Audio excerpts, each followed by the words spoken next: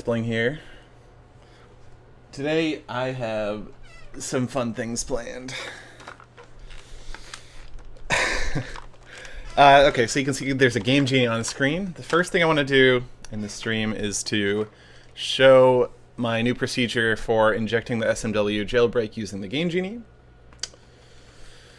This should be a little bit more accessible than the double multi-tap procedure because nobody has two multi-taps, basically. Like, Nintendo made it a condition of licensing a game that you're not allowed to use multi-taps in order for it to be, like, approved by Nintendo. So there's really no reason to have two multi-taps. So, but a lot of people have Game Genies. Probably more people have Game Genies than one multi-tap. So, anyway. Poker Stars is down, so may as well watch Sethbling. That's the spirit. That's the spirit. Okay, so yeah, so there's Game Genie. And so that'll probably take like half an hour to 40 minutes or something. Maybe a little bit. I don't know. I don't know how long it'll take. I have a little timer, so we'll see. And then after that, I will be showing my SuperScope progress. That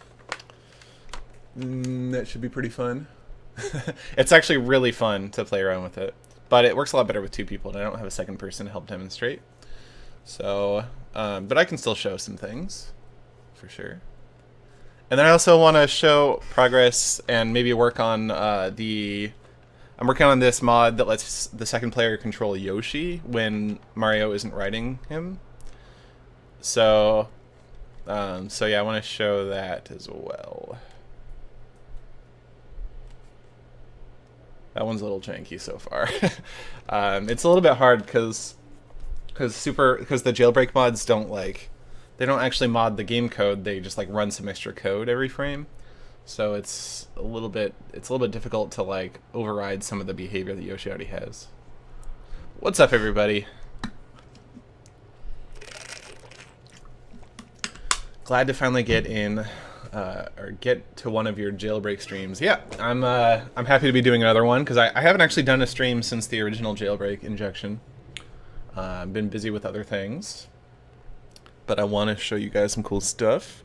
Actually, the main reason I'm doing this stream is because I want to have the entire Game Genie injection on like I want to have footage of the whole thing, so I can cut that up and make a video about it. Couldn't I mod the game code with it, though? No, all the game code is stored in ROM, which stands for read-only memory. You can't write to it. It's like burned into the chip, basically. So no, there's no way to modify the game code. A few years ago, you posted a bunch of SNES cart adapter things. Was one of them a Super UFO Pro 8? Yep. And I'll be using that today in the stream as well. Super UFO Pro 8 has been very useful because it actually lets you directly write code or write data to the save files. So I don't have to do the whole code injection every time I want to like put all the save files on a cartridge. By the way, I have, let me show you this real quick. One, two, I guess I just got rid of one, but there is a Super Mario World plugged into the console, and I still have 3 other copies. Plus, there's one sitting in front of me that I haven't tested out that I got from eBay right here. So I haven't tested that one out yet. And I just sent one off to Cooper because, yeah, basically as a thank you, I sent a jailbroken copy off to Cooper. So I have a lot of copies of the game. One of the like a local game store. Said that they would buy a couple copies off of me. Pink Gorilla in Seattle said that they would buy a couple copies off of me, or they wanted to anyway. I haven't actually like told them a price or anything, but why so many copies? It's useful to have different copies to hold like the different mods in them and stuff. And also, I was planning on selling them, but then I got cold feet because I didn't want to do customer support. I don't know. Because, like, so, yeah, as far as I can tell, there's nothing illegal about selling, like, a cartridge where you've, put data into the save file storage. Like, there's nothing illegal about that. But so that would be fine. I could do it, but then yeah, I'd get people who were just like, oh yeah, I accidentally deleted the jailbreak. Can you send me another one? And I wouldn't just like, that would just be the most awkward thing. I don't know. There would be people who wouldn't understand why I wouldn't send them another one. It's pretty easy to delete the jailbreak by accident. Like, if you don't know what you're doing, it's pretty easy. So I just like, I don't know. Anyway, I think I could probably make some reasonable amount of money off of it if I wanted to, but I'm not like that into having responsibility. So I kind of decided not to. So yeah, I'm making another copy from scratch in this stream, using the game Genie. That's the idea. So this was actually a cartridge that used to have the jailbreak on it, but I erased all the data on the cartridge using my Super UFO. So it's just like a completely empty cartridge, basically. You will notice in the stream title there's a link to the notes. There's a link to the notes that I'll be using this stream. They're not like very well written notes, but it's good enough. I think it should be good enough actually that random people should be able to follow the instructions. But when paired with the video that I'm going to make, it should be very clear what you have to do. But I just want to wait a little bit for more people to get in here before I actually start doing the thing. What am I going to use the SuperScope for? I've made a mod for Super Mario World for the jailbreak. That lets you shoot enemies with it. For blasting goombers, that's right. You can use the hex editor in BizHawk without the jailbreak. That's true. I use that a lot. The hex editor in BizHawk's really good.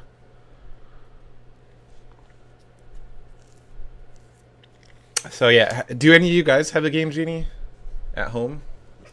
Does this work on emulator? Yeah, everything works. Everything that I've shown works on emulator.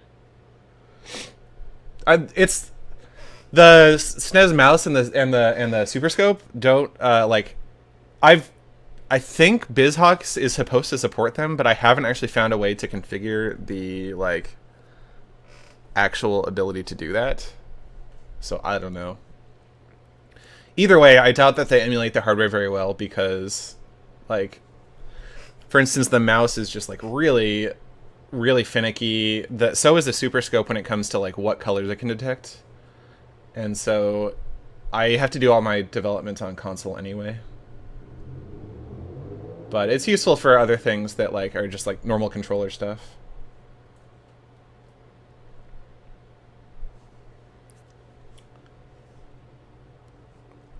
Yeah, so the Game Genie, the way it works, let me briefly explain what a Game Genie is. So the Game Genie is a device that sits between the game console and the cartridge. And it basically like intercepts any request from the console. So the way the console gets data from the cartridge, it says, hey, I want the data at this memory address. And then the cartridge sends back a byte of data. And so there's like electronic signals carrying the request and the response. So the Game Genie lets you enter codes, and each code corresponds to one memory address and contains one value.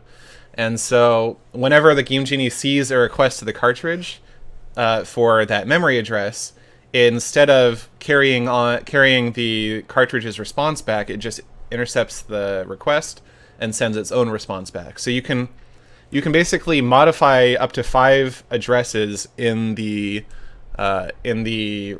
ROM at once with 5 codes. You can modify 5 addresses, and so I'm going to show a way to just use those 5 addresses, and I'm going to be entering a lot of different codes. If you look in the notes, you'll see there's a lot of different codes, but it'll let me write a bunch of data into the save file RAM, and then also anyway. It's going to do some things. I'll explain what it's doing as I'm doing it. Yeah, I guess I'll get started. Any specific reason I'm doing it all over again? Yeah, I wanna make a video about my Game Genie injection route, and so to do that, I need to have a bunch of footage of me actually doing it, and so that's what I'm doing here. Because I want people to be able to install it on their own cartridges, like with whatever they have. And so if they have the Game Genie, then I want them to be able to install it with the Game Genie. Flip. All right, so this is what we call flip-flopping the flip table. And so you can flop the Jailbreak onto the cartridge by doing that.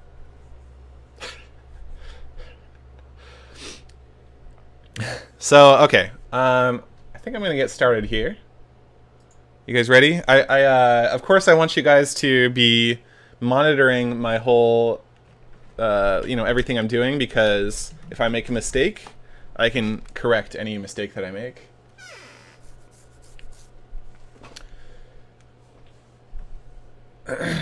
Have I thought about uploading a UFO Pro 8 save for the Jailbreak? You can easily make a UFO Pro 8 save by just copying all of the data from the BizHawk save into the first 2 kilobytes of data of the Super UFO save. So you make a backup from the Super UFO, and then just copy the first 2 kilobytes into that save, and that's it.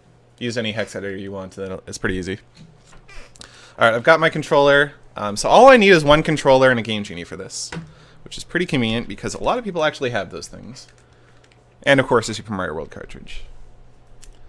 So, shall we begin? Yeah, for those of you who don't get the flip table joke, it's from my Minecraft credits warp video. If you haven't seen that one, you should look it up. It's pretty funny. Yeah. Okay. 3, 2, 1, go. So the first thing I need to do is enter the game without any codes and just delete the save files. It's actually not important that I delete... So they're already deleted, but even if they say they're deleted, it's important that you at least delete save file C. Okay, so I've erased all 3 codes, now I just have to reset.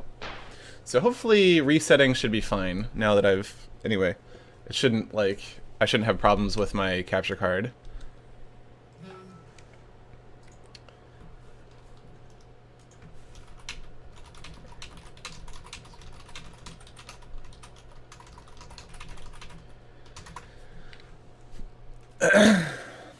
Okay, sorry. Okay, so now I just have to enter a bunch of codes, basically.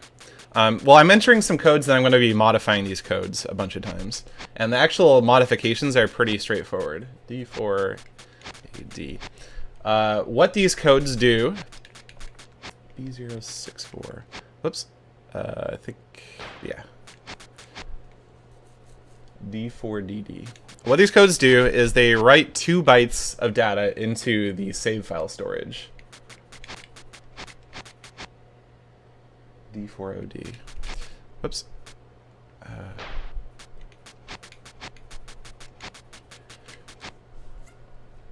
So every time I reset, start the game, and modify the codes, it's going to write 2 bytes of data into the save file storage.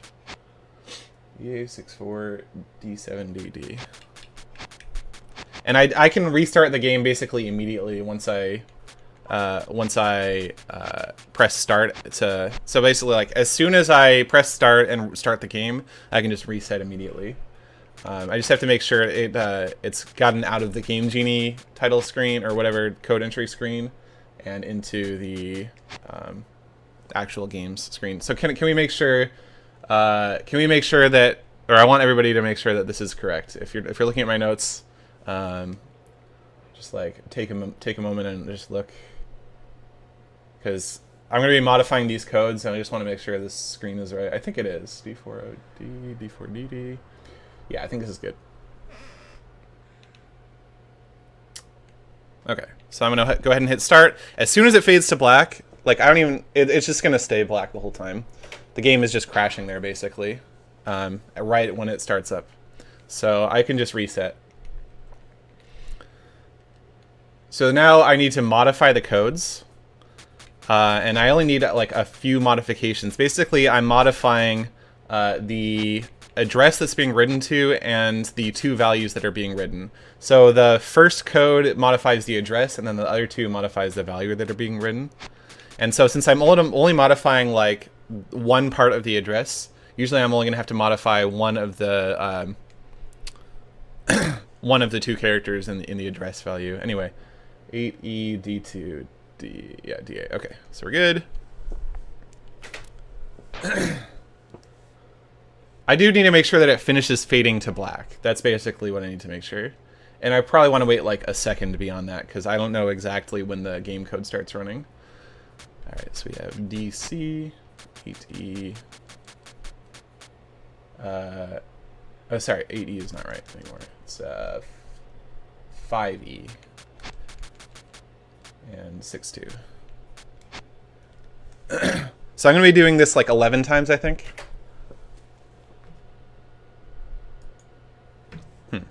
Uh-oh. I didn't reset. Hold on.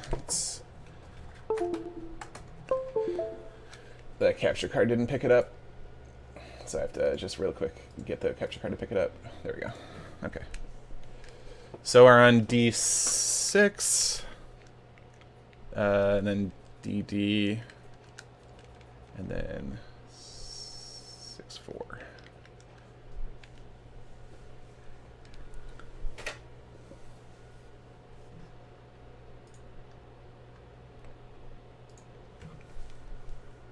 Yeah, spliced, exactly. Well, anyone at home should be able to verify this whole thing works. That's why I do this stuff on stream, is that you can verify. There's no way to, like, accuse me of cheating, because if you just try it for yourself, it'll work. Did I get this right? Yeah. 6.4 becomes C9. I mean, you could accuse me of cheating if you wanted, but it'd be kind of stupid.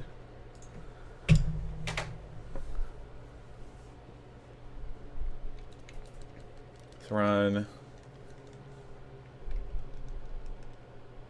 What's a SuperScope? It's this thing.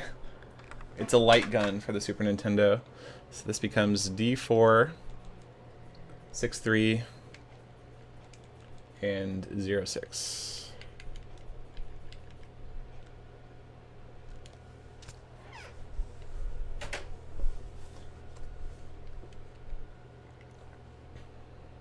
Do I still rock climb? Yeah. I generally go about twice a week. D3, C1, and F6. So I tried to organize these codes, because you can really do these in any order you want. I tried to organize them so that they would require minimal changes between code entries. So like some of these only require 3 characters to change. As opposed to it could be up to 6 characters per entry. So like this one only requires 3 characters. And one of the codes doesn't even change at all. F6 becomes ED.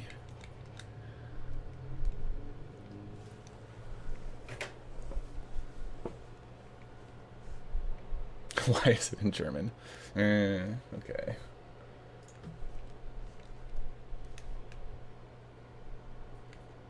F E 5.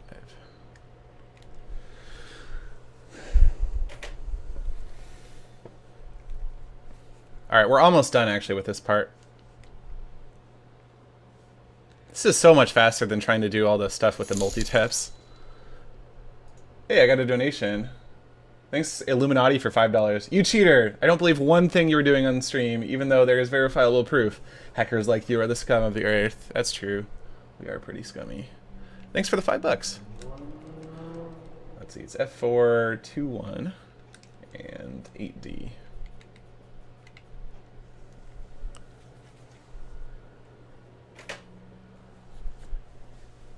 I worked with this with the notorious hacker 4chan. That's how we came up with this. And then this one, you only have to modify the first and second codes. The third code just doesn't matter. Because it's going to write some data, but it's beyond the end of the list. Okay, so at this point, I now need to just delete all the codes and enter 3 new codes. We've written, basically what I've done is I've written a bunch of code into the save file storage of the Game Genie. Sorry, of the Super Nintendo. The save file storage of the Super Mario World cartridge, which is where we'll end up putting the Jailbreak, but for now, there's no Jailbreak there. Welcome back, Bucks here. Thank you for subbing with Twitch Prime. You're the first new subscriber of the day. And yeah, for those of you who don't know, Twitch Prime is a feature that comes with Amazon Prime for free. So if you have Amazon Prime, you get Twitch Prime for free. And it lets you subscribe to one streamer per month. The streamer gets money. It doesn't cost you anything. So if you already have Amazon Prime, you should probably be using Twitch Prime. Even if it's not for me, you should probably be using it. But it should probably be for me. Anyway, I have 3 codes to enter. EECC6DDD. E3 67 6407 64B9 A4AF. All right. So this one will finally not crash the game. What's up, Aaron?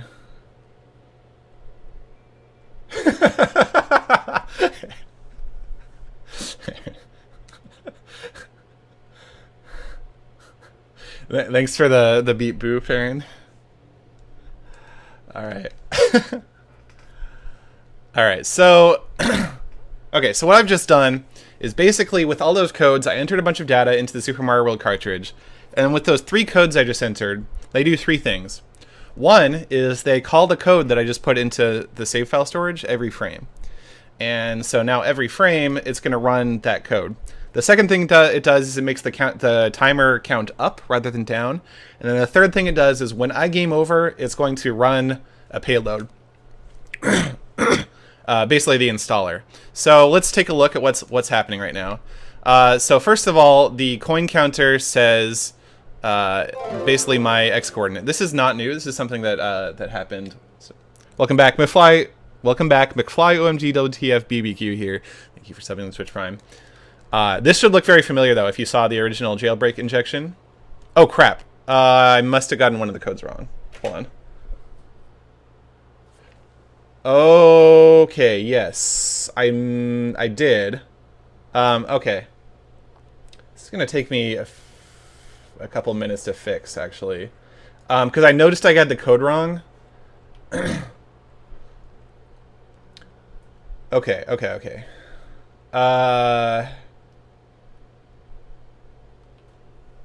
What do I do here?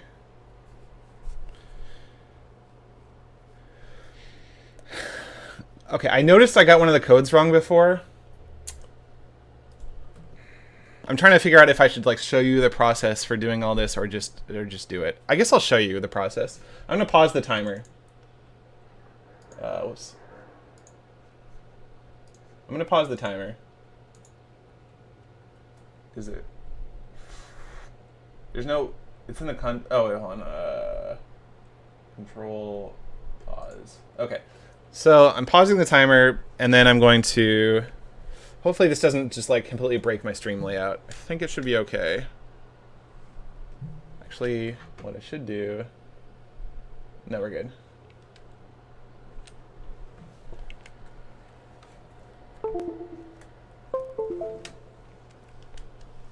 And I'll show you how I came up with the codes, basically. Okay. So, welcome to my desktop. I need a couple programs.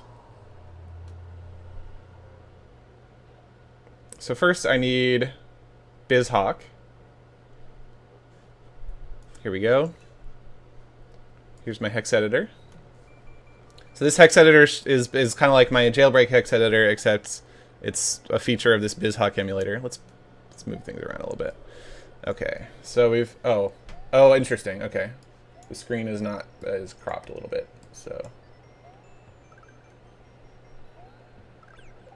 desync. What's desynced? The video is off sync. Video looks fine to me.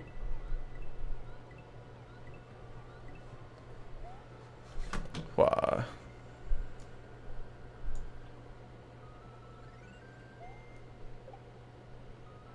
Oh, you have to refresh the browser. Okay, it's not my fault. It's your guys' fault. Is what we're trying to say here. Okay, anyway, then let's get this going. Let's see. So there's a JavaScript page I've been using for the Game Genie codes. Actually, let me just take it off here just so that here we go. Okay. So here we go. JavaScript. So let's take a look. First of all, let's look at the code. Let's see. I think it's this one. No, it's not going to be this one. This one? Oh, right. It says it right here. So it should be, yeah, it should be this one. That's good. Let's see. Welcome back. Space Cats here. Thank you for subbing with Twitch Prime. Wait, there's another one too. Welcome back. Orange TF here. Thanks for subbing with Twitch Prime. Okay. Okay. So, this value is right, but this address is wrong. I think it's supposed to be 83F. So I'm gonna go to cart ROM. So this is, we're looking at the game code right now. Let's go to 8E39. So yeah, it's definitely wrong. It should be DE. Okay, which is... I'm not sure. Actually, this doesn't look right either. So I'm currently modifying this value, which is wrong. Okay, so what I need to do is I need to actually look at the code. So let's go to 8E30. Okay, so this is the timer code. This is a disassembly. There should be something in here that's decrementing the timer. I don't want it to increment the timer. Welcome back, Cheesyverse here. Thanks for subbing at Twitch Prime.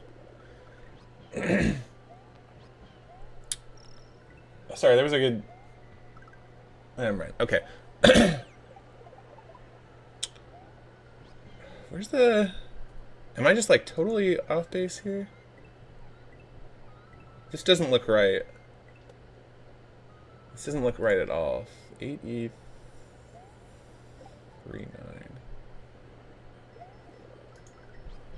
The Game Genie can only modify ROM, yeah. That's the only thing it can do. Hold on, I need to make this a little bit wider. This is like a whole different timer. This is not right at all. I'm a little confused. Why is this so far off? What made me realize that I entered one of the codes wrong? The timer's supposed to count down, but it's... Or sorry, the timer's supposed to count up, but it was counting down. Okay, so... Yeah, this is just like totally the wrong code. I don't know how I got here. Timed platforms? Hold on. Hundreds. I know how to find the right... Whoa, what? 100... What? Okay. This looks about right. Oh, this is the status bar.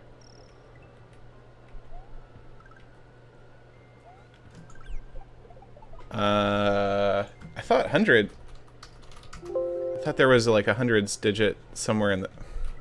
I'm really confused. I can't find the code that I want anymore. RAM timer. What? What?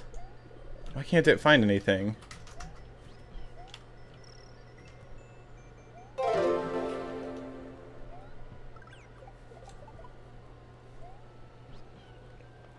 Welcome back, Zesalaro here. Thank you for subbing with Twitch Prime. Sorry if I totally butchered the name. Yeah, I'm just like having a lot of problems finding what I need to find. Welcome back, Neo Has Nightmares here. Thank you for subbing with Twitch Prime. Thanks for all the Twitch Prime subs, everyone. Appreciate that. Yeah, I'm really confused actually. Let's see if I can find... Maybe at the end, let's see. These are a bunch of RAM things.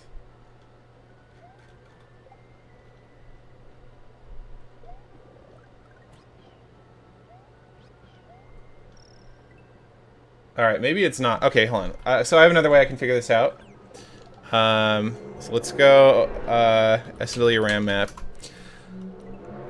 So this is a really good RAM map that contains well, a map of the Super Mario World RAM, but so 7E0F31 is where the timer data is stored. So if I Google 0F31, I'll get to the part of code that I want.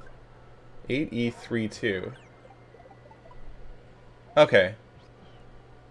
Wait, isn't that where I was just at? Let's look. 8E. Okay. Anyway.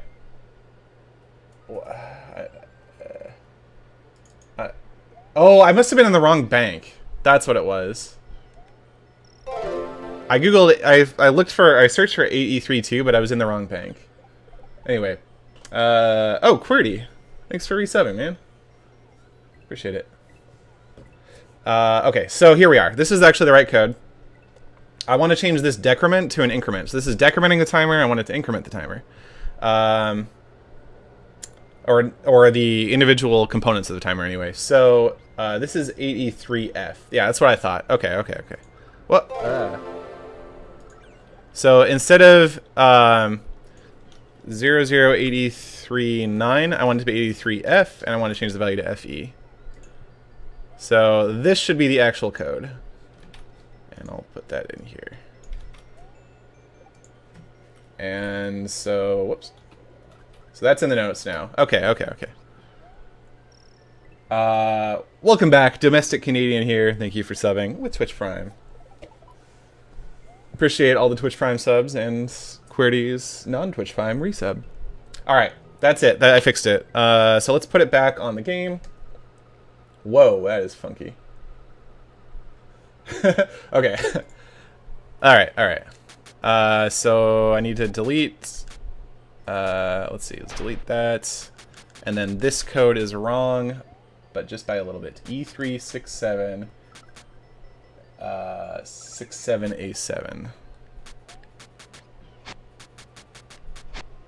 E367 67A7.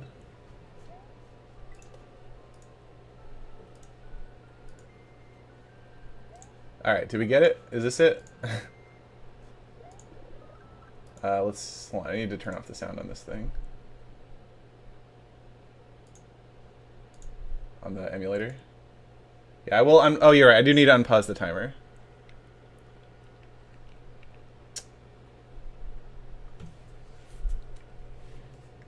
Okay.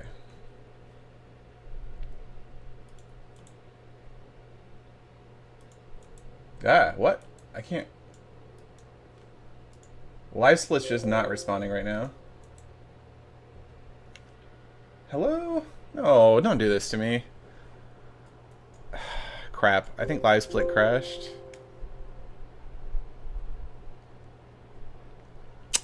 I don't know if I can set the time. This is pretty obnoxious. Like, I can't even close it. I can't right click on it to close it. Okay, it was 11:32.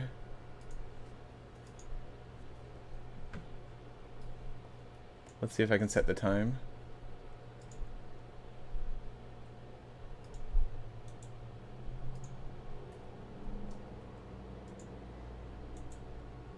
Hold on. I can start the timer at 11:32. Okay.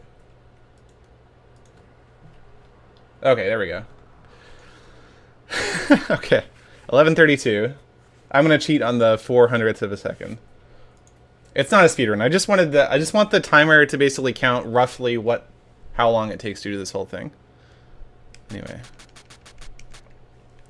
All right, here we go. We're back in it. So let's start the game.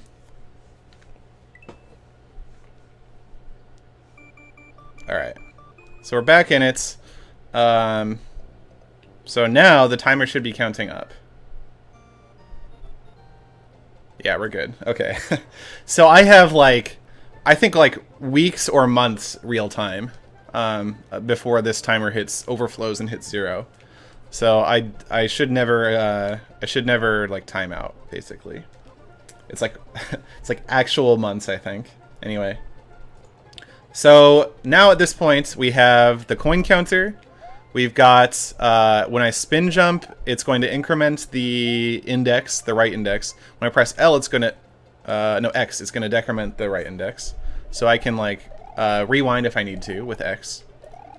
Yeah, so now if you are looking in the notes, the first, like, 12 values don't matter at all, so I'm just going to fast forward until the thing says 13. Okay, so now it's just a matter of doing what I did before with the code injection when I use the multi-taps, except, yeah, so I guess I'm just going to, like, do this. Oh, there's no sprites. Interesting. Oh, because I hit L. That's right. That's cool, actually. That's a feature. You see all those? Look at those one-ups. If the video is desynced for you guys, please refresh your browser. It's a problem on Twitch's side. I'm outputting everything synced up, so it's a Twitch problem. So yeah, I'm gonna have to suicide eventually, but that's not a problem because I can just go. There's a pit in the level that I can suicide in. But anyway, so for now, I need to enter 247 actually bytes. So I'm gonna be starting that. So 04. This will look very similar to what I did with the multi-tap injection. B2 G3. But I'll try and since I don't have Amy with me, I will try and look at the chat. Also, you guys need to make sure that I'm not making mistakes. So somebody needs to be double checking me and raising hell if I put in the wrong value.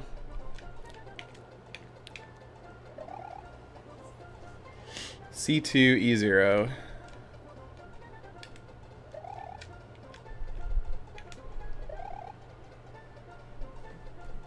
Okay, let's scroll down a bit. You can, I guess you can probably see where my cursor is if you're like following along. 19 E11.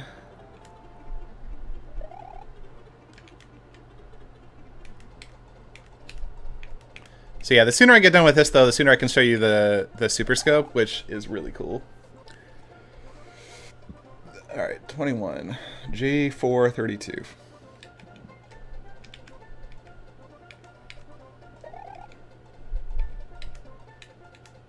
So I'm gonna just be doing the whole thing. So this will take a while. This will probably take about half an hour. 32 is, wait, no, 23. Is G9 I3.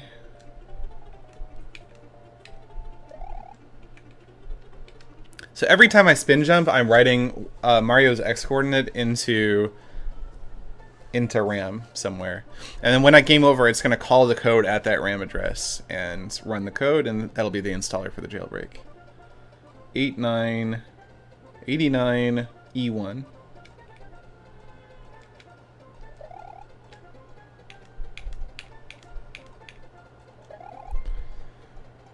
H11.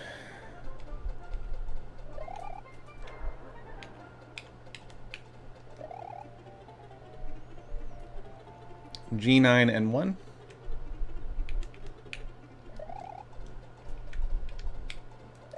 Gotten pretty good at like figuring out where things are before I actually like go there, so I can like pretty like I just kind of know like, oh yeah, it's like just to the left of this bush or whatever.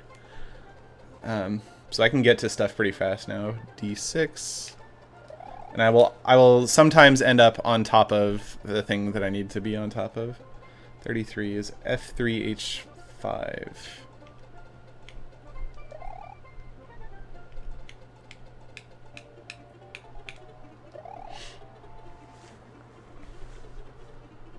Am I off by 1, or is your brain off by 1? I am not off by 1. Your brain is off by 1, I guess. If those are the only two options.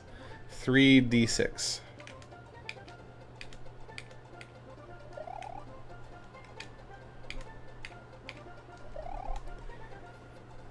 Yeah, it's not in hexadecimal. It's in some weird combination of decimal and...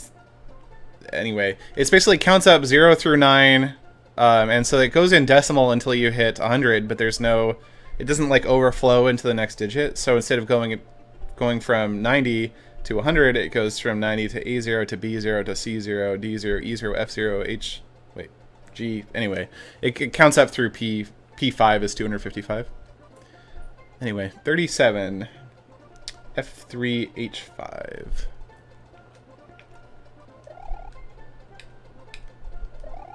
39. 3D6.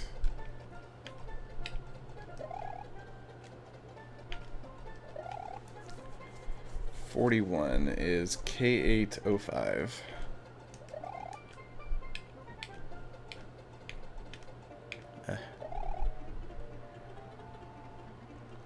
G23. What am I doing? I am installing the Jailbreak on a cartridge using the game Genie. Shoot, I lost it. It was 3, I think. 44 is 3. 45. J165.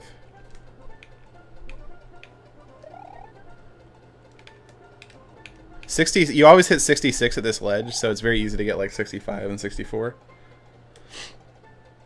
47 is D0C7.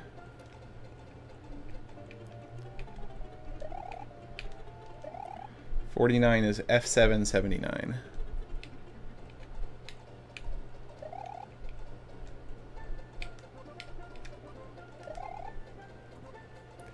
Yeah, there's 255 different values. It goes from 0 to 99, and then up to A1 through A9, B1, B, or A0 through A9, B0 through B9, etc. G0 through G9 up through LMNOO, P0 through P5, and then it wraps around back to 0. So that's 255. I'm at index 51. Okay, let's scroll down to the notes. Yeah, I'm going a little bit slow just because I'm like taking time to read the chat and stuff, but it's okay. 4, K2. There's no like urgent rush with this or anything. 53, 1606.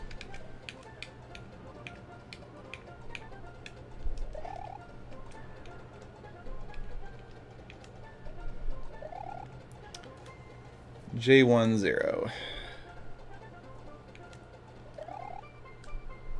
Honestly, I'm pretty fast at this, so this will give a much better estimate for people who are not very fast at like entering the data this way. I just have a lot of practice at this because of the Flappy Bird thing and then the original Jailbreak injection.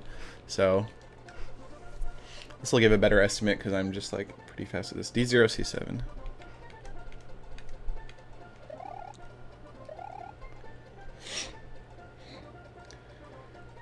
Uh, 59. F70.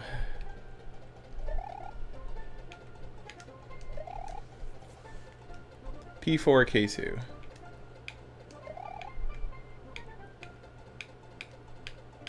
I'm also very good at like doing the like 1 pixel movements. Like that's pretty hard to do like if you haven't practiced it. C806, and I have a lot of practice. This is the letter 06, not the number 06. Because they're actually when you go to the like the 1 digit, there's no 0 before it. It's just an empty. So 65 is 3. Oh, that's convenient. I didn't even mean. Okay, 92. I did not know that that was going to be the next digit, but I was standing right on top of it. 90. 68 is P4, P4. So I can double tap P4 here, and you'll notice that the index went up twice. Anyway, 70 is 41. Like, even though I didn't spin jump twice, it still wrote both digits. Hey, Truman, what's up? Thanks for the good luck. Really shouldn't be luck. Like, if the chat's checking me, there's really no way I can screw up. But relying on Twitch chat is a pretty good way to go, I think. To yeah, correct my mistakes. 411509. Twitch chat has proven itself to be reliable over the years, I believe. 0. 56.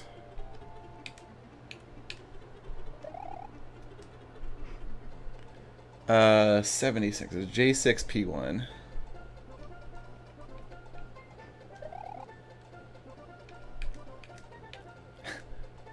Maybe I shouldn't make fun of Twitch chat when I'm trying to get them to help me. I don't know. K83. Oh, there's like a bunch of. So it's 79 is 3904.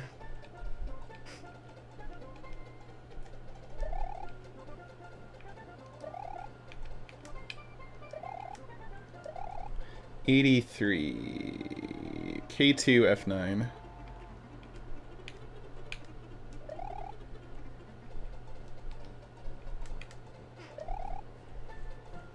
Yeah, so to delete after a mistake, so since I'm right here, I can just do this. If I press, you'll look at the bonus star counter, it's at 85. If I press X, it goes down by 1. So I can just undo and redo all I want. So it's like super easy to, if I make a mistake, to fix it. So, yeah.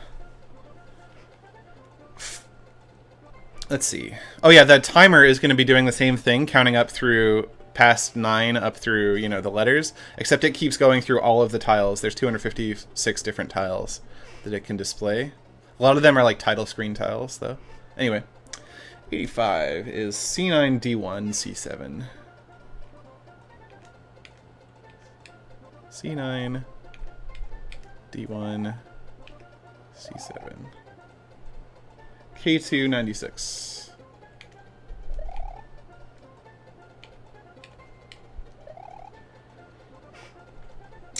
90. Welcome back. One somebody 5 here. Thank you for subbing with Twitch Prime. Appreciate that. Number 90. Index number 90. G409.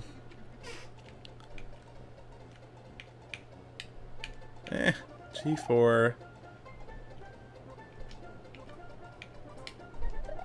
92. K87.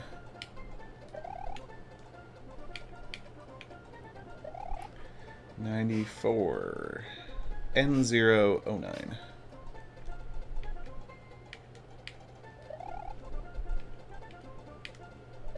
96. G93.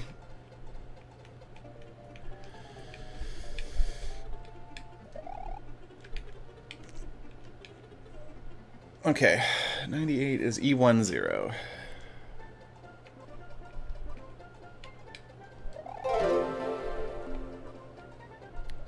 So it wrapped around from 99 back to 0. We're actually at 100, but the star counter like subtracts 100 if it's above 100, and so it looks like it says 100. But actually, once we get above 200, it'll look different even. Welcome back, Malibert LP here. Thanks for subbing on Twitch Prime. Why can't I just put the jailbreak code in with a Game Genie? I could, but it would be way, way, way, way slower. With the Game Genie, for every 2 bytes took about like 30 seconds maybe. With this, every 2 bytes takes like, I don't know, 12 seconds maybe, if I'm focusing on it anyway. So I'm on 100. I'm on 100, not on 0. Welcome back, Longst1 here. Thank you for subbing with Twitch Prime. So I'm at 1 G9. 1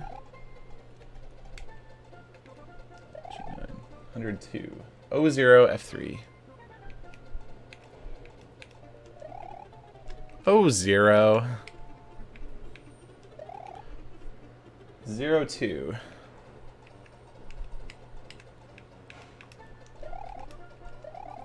106. F303. I recognize what this code does. This code clears OAM tiles from the screen by placing them at a Y coordinate where they won't show up. Huh. What is that? I've never seen that emote before. Twitch RPG. What is that? That's kind of a cool emote. I would expect it to be a premium emote or something. It looks pretty nice. Is it like a reward for something? Huh. Anyway, 109 is K0, K8.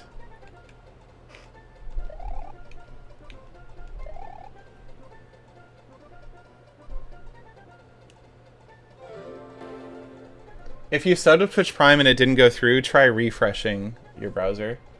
Welcome back, Game World CEO YT here. Thank you for subbing with Twitch Prime. Do you have a YouTube channel by any chance? Okay, well, that's a little overboard with the coin thingies. Anyway, 111, I'm just going to ignore it and do my own thing. 07 G5.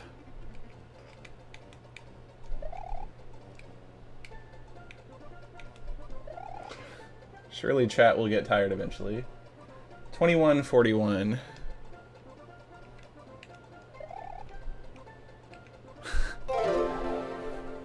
Welcome back. RXTX Penpole here. Thank you for subbing to Twitch Prime. Appreciate all the subs today, guys. Yeah, gold coin, no space, I think. 115. 32H0. Ho, ho, ho. I really wish there were 3 of those in a row, so it could be ho, ho, ho, but it's not. It's only 1. It's unfortunate. I am at 117, which is 00. Ooh. 0013.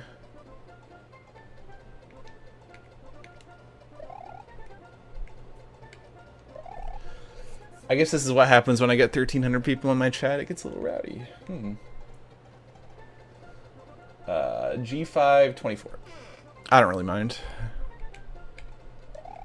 I'm not really doing any anything that interactive. Oh, so 120. Welcome back, EA Hemming here. Thanks for subbing with Twitch Prime. 21. 21 is 9. Ooh. 23, 123, 41, 16.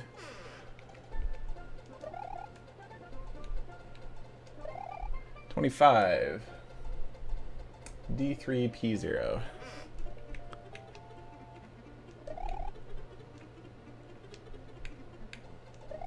27 G99.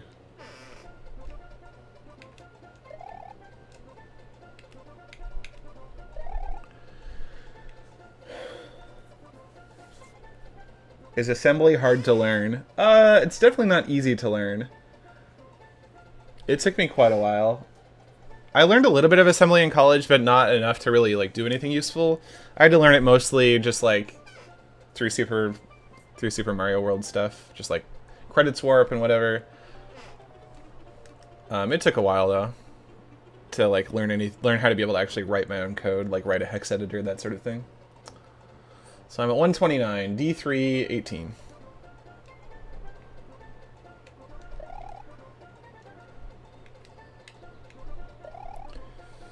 A7, G5.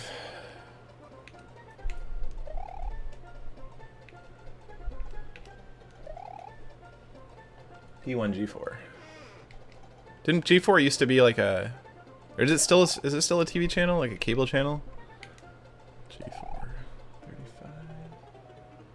Do I know Python? Yes. All my MC edit filters were in Python. P0, K8.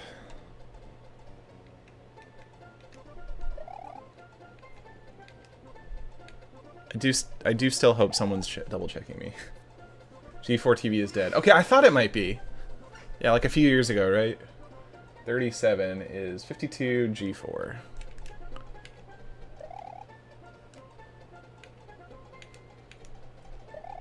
$39 is 22 D6.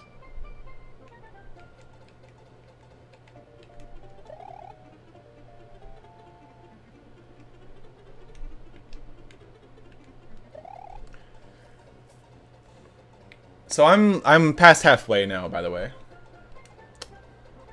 41 is K83.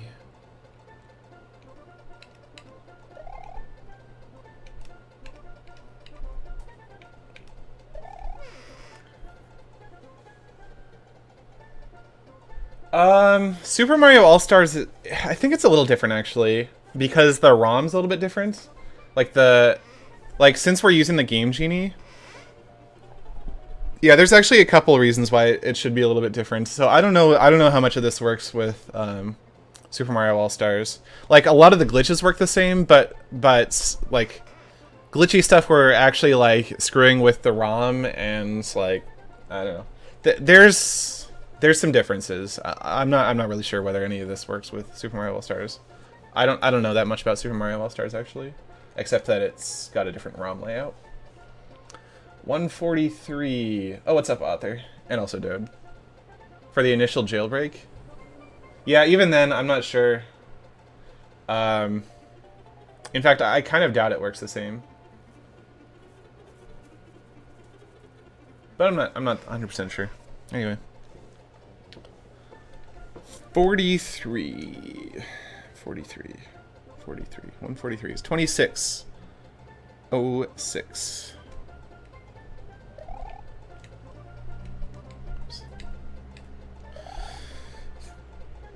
145. M2D6.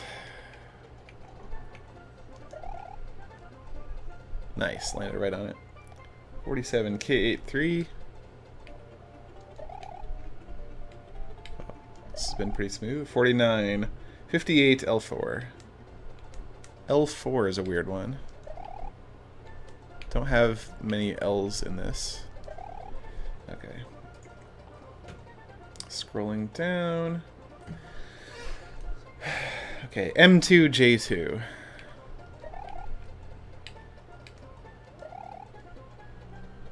K8.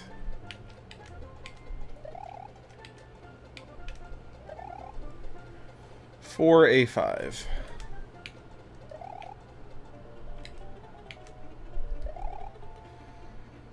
L4. Another L4. But yeah, you can see this is way faster than resetting, entering all those Game Genie codes. Like, each of those, every time I would reset with the Game Genie codes, it only wrote 2 bytes. But I can write 2 bytes way faster this way. 59. M3J2.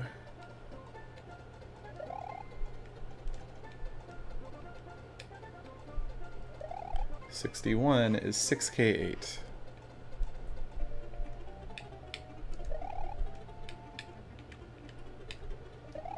'63, 4A5.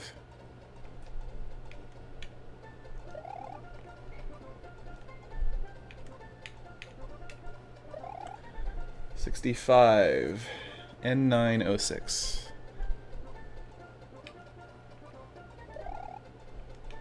Like, if there wasn't the really long title screen for the Game Genie, maybe it'd be faster to just enter it all via Game Genie. But it's got like a pretty lengthy title screen animation thingy. Welcome back, Jack Howe here. Thanks for subbing Twitch Prime. Hey Seth, love a jailbreak even though I'm not skilled enough to do it. Well, this one actually requires almost no skill. Just a lot of time and a Game Genie. Unless you mean like writing the jailbreak. That took some skill. Okay. 167. M3E9.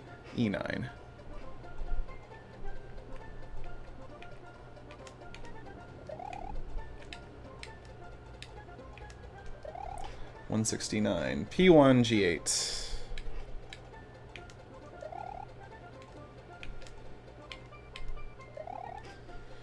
I3P3. Whoops, wrong way.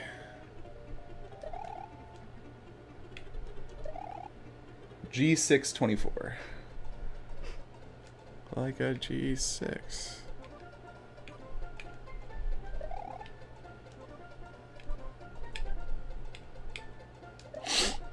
$175. M416.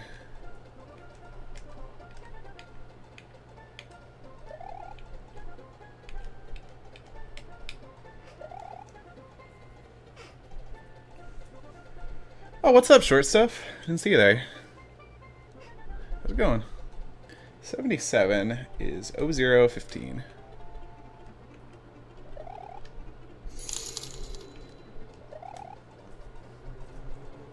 Hey, Viserys, thanks for the $5.01 donation. Mama Mia, subscribe to... Oof. This font is really weird. Dolan Dark? To Dolan Darb or Dark? I can't tell. This font is so weird. Dark? Darha? No, I think it's a K. To Dolan Dark. Anyway, thanks for the $5.01. Where am I? I'm like really... Dolan Dark. I don't even... Is that somebody in the chat? Okay. 179. M432.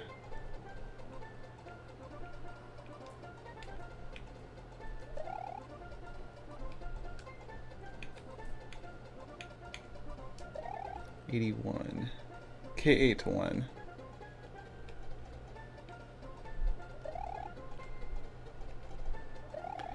$83.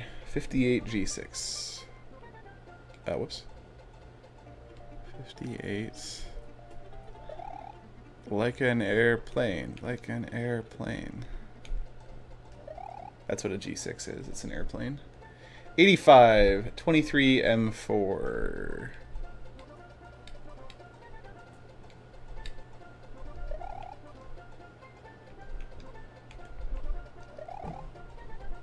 Alright, so we're getting fairly close to the end here. We're getting at least close to the glitchy star counter. The more glitchiness, the better, of course. Alright, so 87 is 48 K8.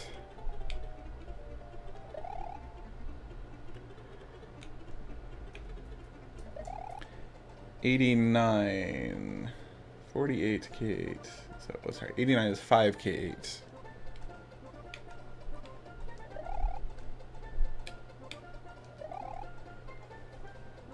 $91. 64, and then, okay, let's just do this one. 64. Okay, I'm at 92, so it's 3 26s. And so I'm just going to hit A 3 times in a row, just because I can. And so the index counter will go up from 92 to 95, even though I only spin jumped once. But it did write the bytes, all 3 bytes. F1, P3.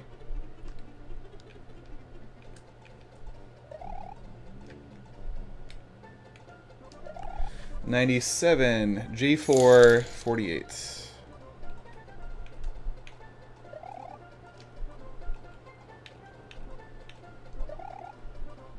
Yo, Horst Beffel, thanks for the $5.02. Subscribe to Dull and Dark on YouTube. That one was a much better font that I could actually read.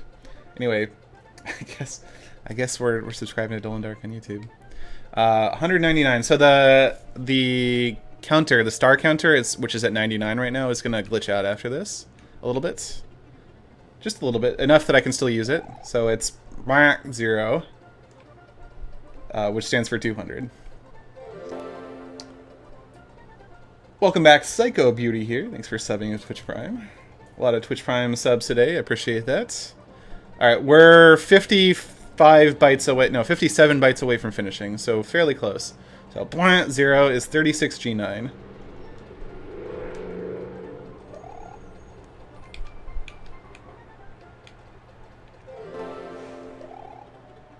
Welcome back, Mr. Super Epic Man here. Thank you for subbing Twitch Prime.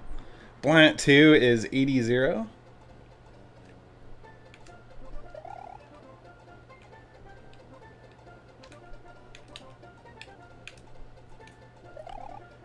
Plant 4 is E3 C5.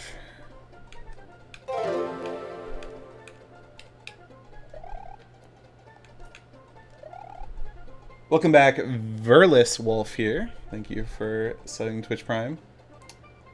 Happy to support. Well, I'm happy you're supporting me too. 4LY. These are like license plate numbers. Anyway. Blant 6 is D1 C7. Blant 8, G9 4.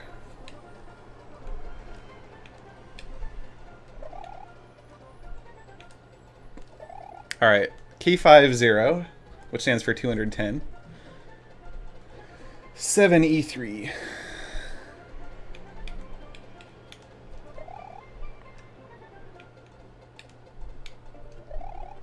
K52, C7, D1.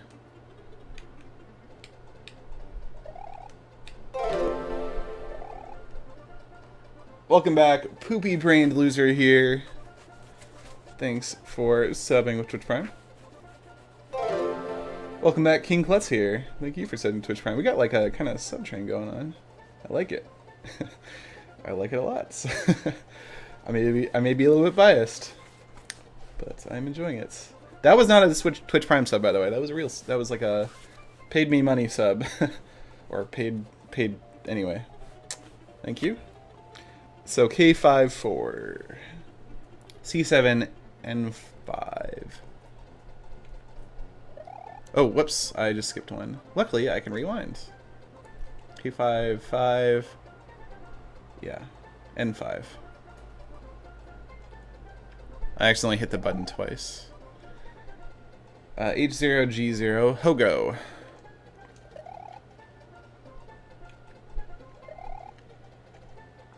One.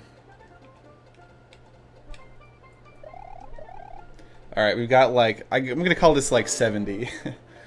Welcome back. Edison B123 here. Thank you for setting up Twitch Prime. Okay, so we'll call this 70. I'll just like do a weird 7. 70. 70 is I3P3.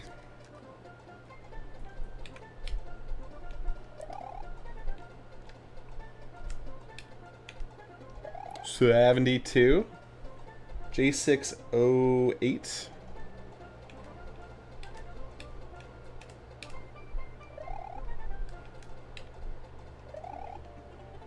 '74. It is kind of fun to come up with these names. 48-7.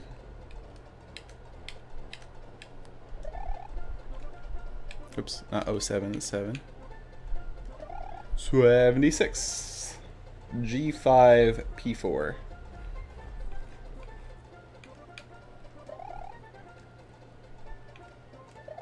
'78 is J608.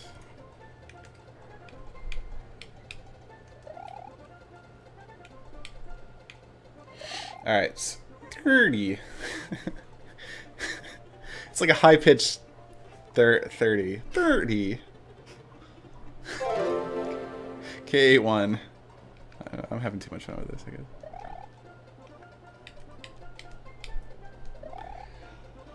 Welcome back. Mamma Mia, Dolan Dark here. Thank you for subbing with Twitch Prime. I guess that answers that question, huh? 32. And 572.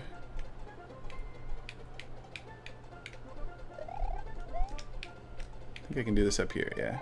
34. 3270.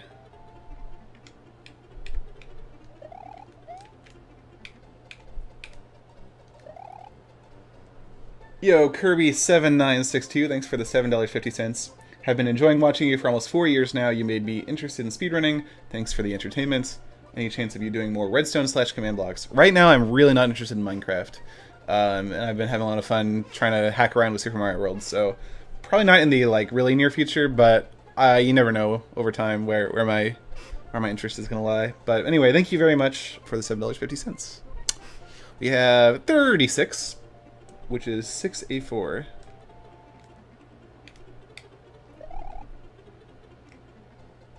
Nice, landed right on it. 38 is 74 4 times.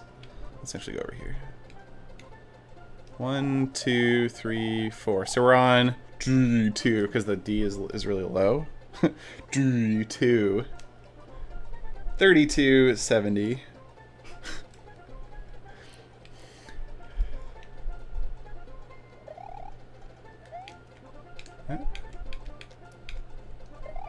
D4. 6D6. Nice, landed right on it. D6.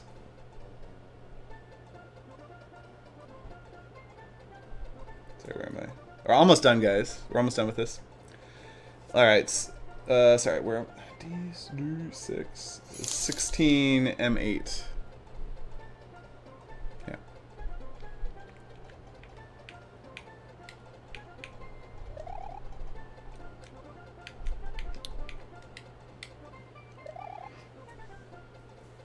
Horst Beffel, thank you for $5.03. Did I mention that you should subscribe to Dull and Dark on YouTube? I think you did, but a reminder always, it's always a good thing.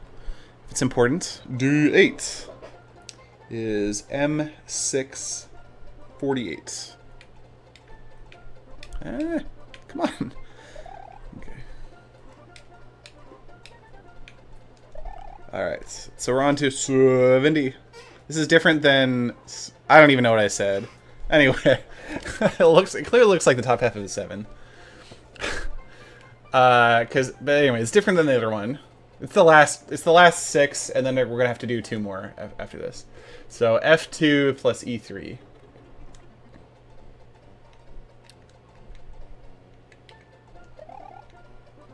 He should be actually pretty fast. D7, D5. C7, A7.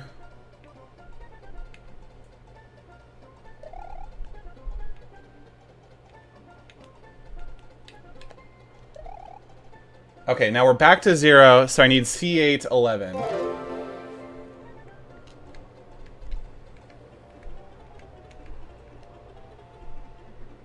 Yes. C8. Okay, so that's it. I've done all the rights now. Welcome back, Player Kirk1 here. Thanks for subbing with Twitch Prime. Appreciate it. Okay, so that's it. I've written all the bytes I need to write. At this point, I need to game over. I think there aren't any sprites loading, so I just kind of have to, like... Oh, there's no info box there. That's so weird. And I couldn't even beat the level if I wanted to. Anyway, I need to suicide. Oh, God, I got all these 1-ups earlier. That was kind of dumb. Hold on, let me ban this.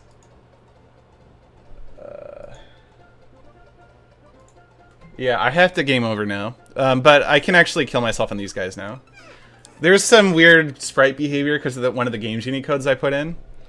Actually, it's not because of one of the Game Genie codes. It's because of the bootstrap that lets me input all the data. Anyway, the star counter should remain at 2. That's important. Or it can go between 2 and 12, but anything outside that range is bad. Anyway, when I game over, the game should freeze and the jailbreak should be installed.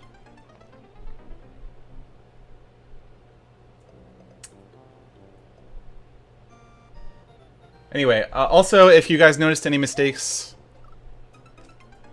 now would be the time. But I would guess you would have already freaked out about it if I made any mistakes. So I don't even know if anybody was looking at the notes and checking me. So once I get down to 0 lives here,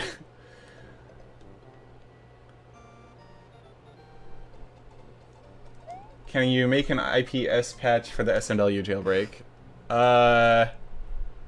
I mean, kind of I could, but it kind of defeats the purpose of the jailbreak, right? If you're modding the code. I don't know. It's like, what's the point of the jailbreak? I guess having the hex editor. I haven't really seen another ROM with the hex editor in. Alright, 3 lives left. Thanks, Cheesyverse, for $6.69. Sorry, $6.90. I've been watching you for the longest time, almost a quarter of my life. Like 4 years, so you must be 16 if my math is right. Or 17 maybe. Started watching your Minecraft videos and still interested in the videos you create now. Keep on breaking games, Seth. Okay, here we go. Anyway, thank you for the 690. Game over. Okay, but the screen didn't show up. That's good. That means I put in the Game Genie code right. Alright, I'm not going to pull out the cartridge just yet, but I am going to reset. And oh yeah, the timer should be done. So let's stop the timer. So about 15 minutes, but I spent a lot of time talking to chat and stuff. I'm gonna go ahead and delete all of these. But I don't want to power off the console just yet, just in case I messed up. It might be able to recover from that. Okay, looks like it's good. Yeah, all right, everything looks good so far. So let's load it up. The first thing I want to do is change this from 0 to 69, or sorry, 6B, because then I can do this and disable the hex editor. All right, yeah, everything looks good. Jailbreak installed. So there you go. That is the Game Genie route for injecting the jailbreak. It was quite a bit easier. There was no like weird, difficult execution. It was just a lot of entering codes and then spin jumping. Yeah, I don't know why I had 69 in my brain. Anyway. But yeah, if we load up the hex editor, let's go here and edit this one. Yep, so that's working. We can get, let's go to EA, I think it was. Yeah, Mooning Mario. Mooning Mario moons you.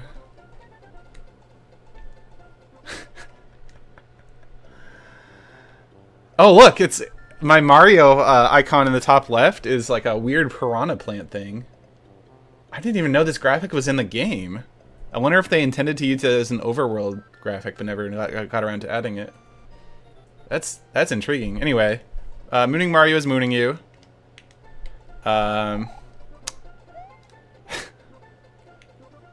He also... oh. Well, I guess I can just always, like... it's this one.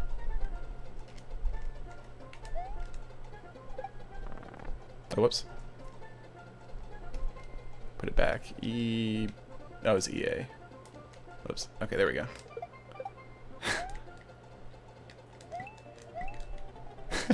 Anyway. Alright. So that concludes the first portion of the stream. The next portion is just going to be me screwing around with things. Namely, this is next on the list. Pew, pew, pew. Okay, so... let's see. I need to do a couple things, though, to be able to do that.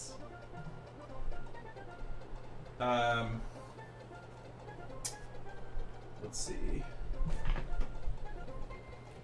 So this will decrease the quality of the stream just a little bit. There's like some diagonal lines now, but it will let me play on my TV, which is important because this thing only works on CRT. I do need to turn the volume down, though.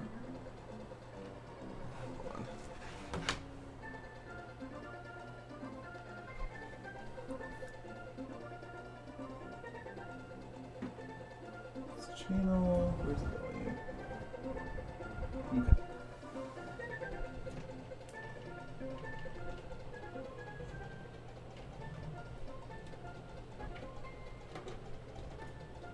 Okay. So I'm gonna swap out my cartridge for something else. You'll lose the signal for a sec.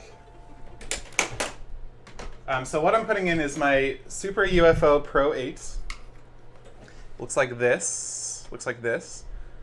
This is like really, really, really useful for developing ROM hacks on console. Because you'll notice it has like a USB thing plugged into it. So this USB is actually plugged into my computer. So let me get this situated.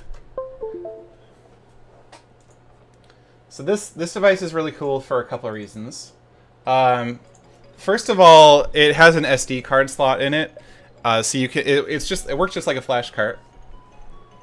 So you can actually load both. You can like back up your ROMs. So that's how people originally make ROMs. Is they back up the ROMs from a cartridge, and then you have like a whole file of all the code that's on the ROM. So you can put it either in the game, in the Super UFO's RAM itself, or in the SD card, SD card.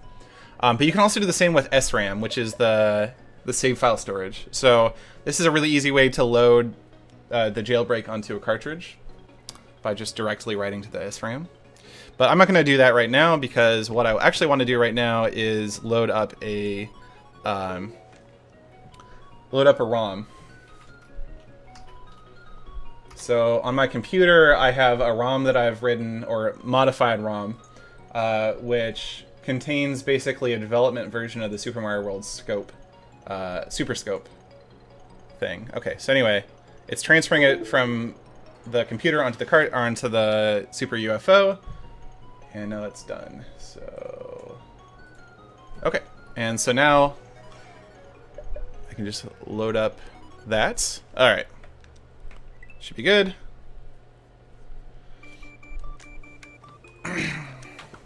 So there is a crosshair on screen already.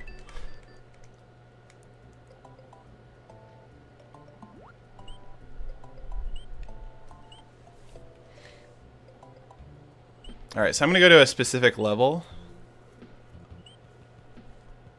What is going on? Chat's awful rowdy today. Anyway. The way this works is I've got the SuperScope and I've got a controller. So the controller is responsible for all the normal Mario movement. SuperScope can't like make Mario move around, but I can. Let's see. So I need to do a couple things. First, well, okay, I don't need to pause. Let's calibrate this. Oh, I need to plug this in actually.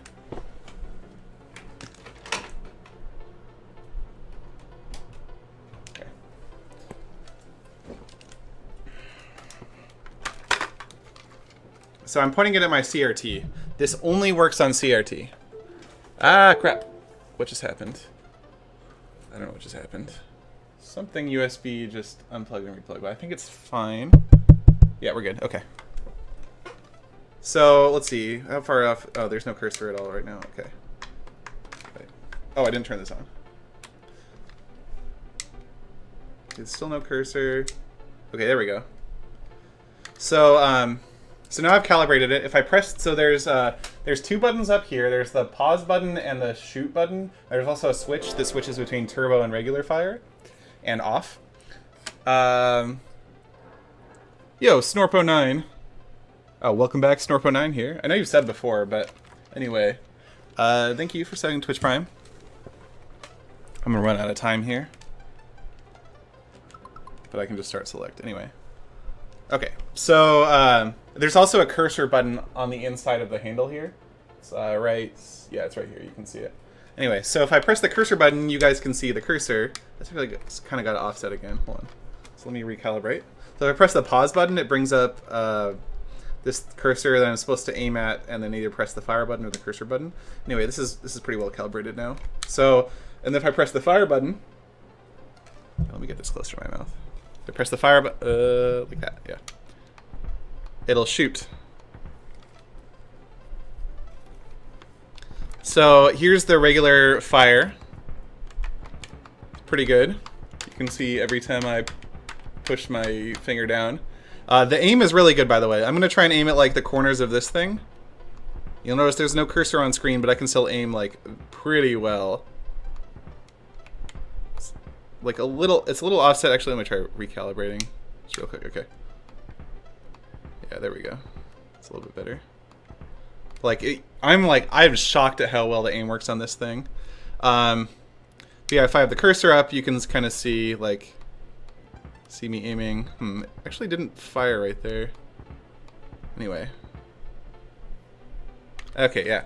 So, let's get on the thing and shoot some enemies.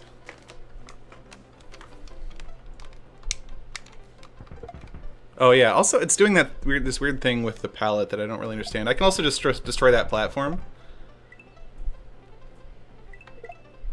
Yeah, you can see it's like pretty easy for me to aim. Can't destroy that. It's like pretty easy for me to aim at the enemies even without the cursor, but if I put the cursor on screen, you guys can see like where I'm aiming and like how it's updating in real time. It's very quick to update. Actually, there's like 200 milliseconds delay on my camera, so it might not look like... Actually, no, it should look like I'm like ahead. Aiming ahead of my camera. Anyway. But yeah, I don't need the cursor on. Oh no! I was on the wrong one. I forgot I was supposed to be on the other one. Okay, so there's that, but there's also rapid fire. Let me turn on rapid fire. What? Okay. So I'll turn on rapid fire, just flicking the switch to rapid. Hold on, I need to recalibrate. So now I can just hold down the button. Ah! Okay, that was close. Yeah, okay. Cursor's good. And it just like automatically shoots and just kills everything forever. It's pretty great.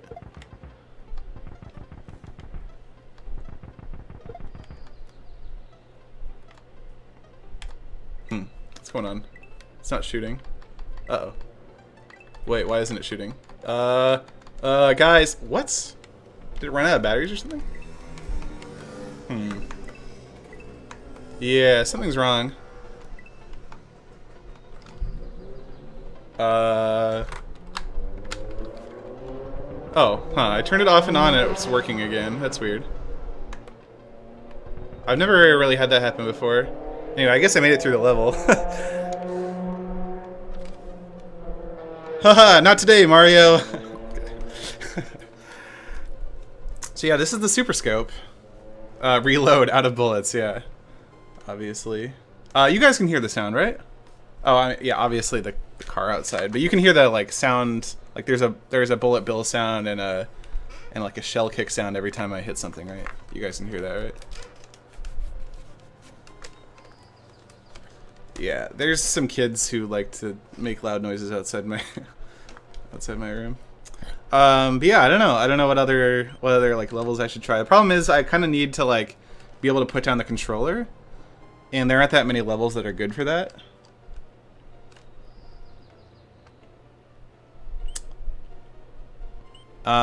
Yeah, it'd be really helpful if I had somebody else here, like, able to play.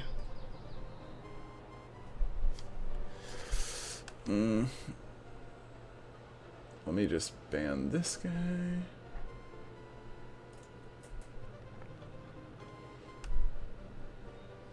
Automod's pretty cool. Huh. What? Hold on, what? Cannot ban the broadcaster. What? Why would it... Why is that the message? Huh. I don't know. Anyway, it doesn't make any sense.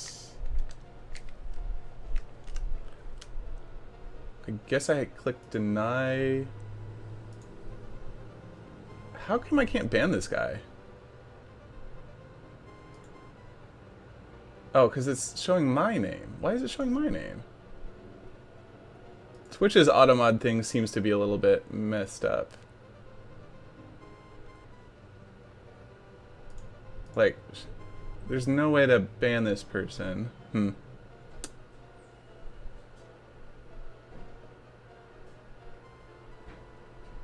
Well, it's not showing up in the chat or anything. Or I guess I could just type /ban. Huh.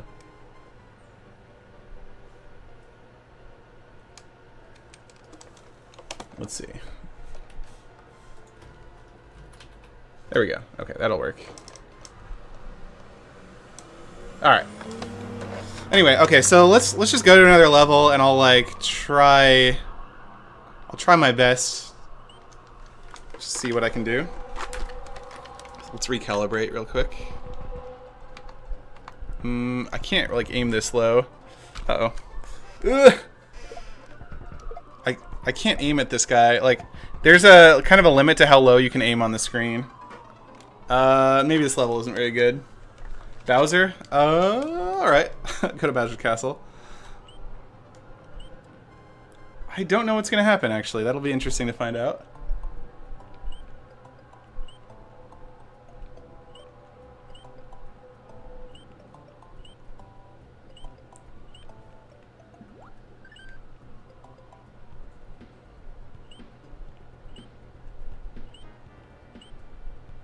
Alright. So let's see, I should be able to... Oh, I guess it's not actually running. Okay. Oh, it's too dark in this level. I can't actually... No, it should be at least... I'm having problems. I can't get... I think the... Oh, these are fresh batteries, though. I don't know why this isn't working. I can't get it to... Oh, wait, there. What? Why is it working now?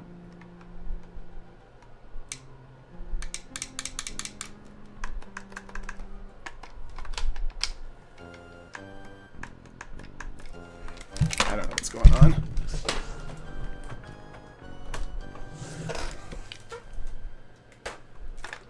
No, you can't attack Mario. Maybe the batteries aren't in quite right or something?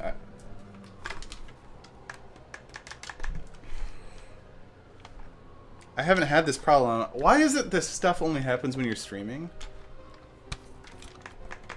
I've just not ever had this problem before.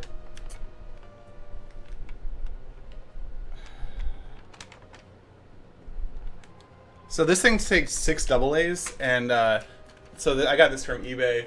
You can see the batteries. There you can see a couple of the batteries there. Maybe the infrared's getting noise or something.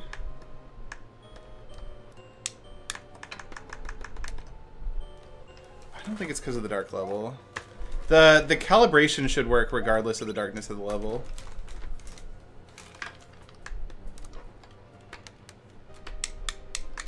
Yeah, it's not because of the dark level. One really annoying thing is this has no power indicator on it. So, and apparently the power only lasts like a couple hours. No, I don't think it's the cable. Cable's been working fine. There might be infrared noise.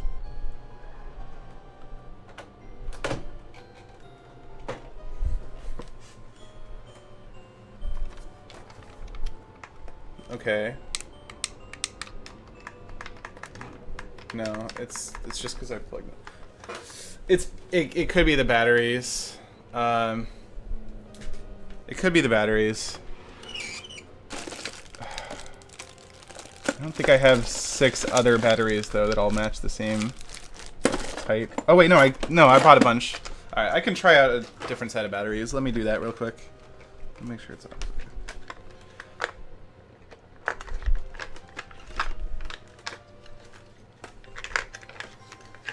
So it is true. It is true that if the screen is too dark, that the gun can't really like find its position. But that's not the problem right now. It's not letting any of the buttons go through, even the buttons that don't require you to be aiming at the screen. Like the pause button doesn't require you to be aiming at the screen. Keep these things out. All right, but I will try new batteries and just see if that fixes anything. I just put these batteries in though, and I have barely been using it since I put them in. So no, I've been using the same brand. I don't know if you're supposed to mix brands, but I figure it's just like kind of better not to probably. Anyway, let me try this. Ah, wrong.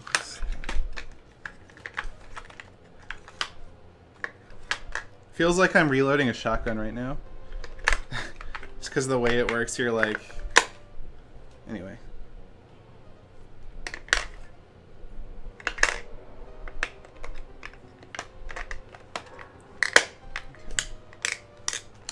Alright, let's see if that fixed anything.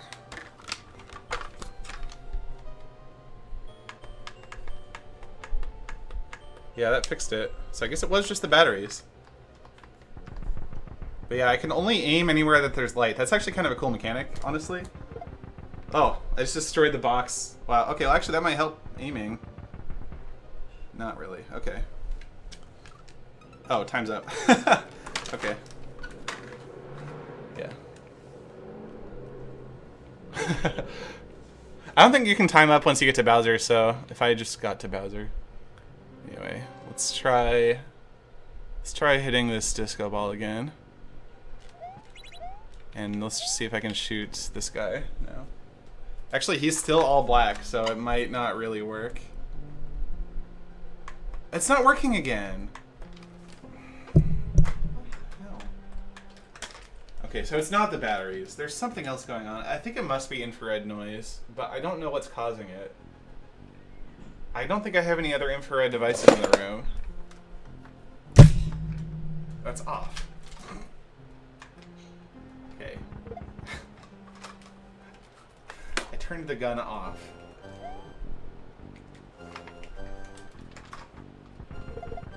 Okay. There's actually some stuff I can aim at here that's just barely bright enough, it looks like. Like, the stuff at the, like, corners of this... Oh, it actually might be because of this light. Oops.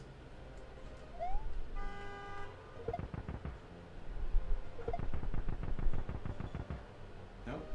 There we go.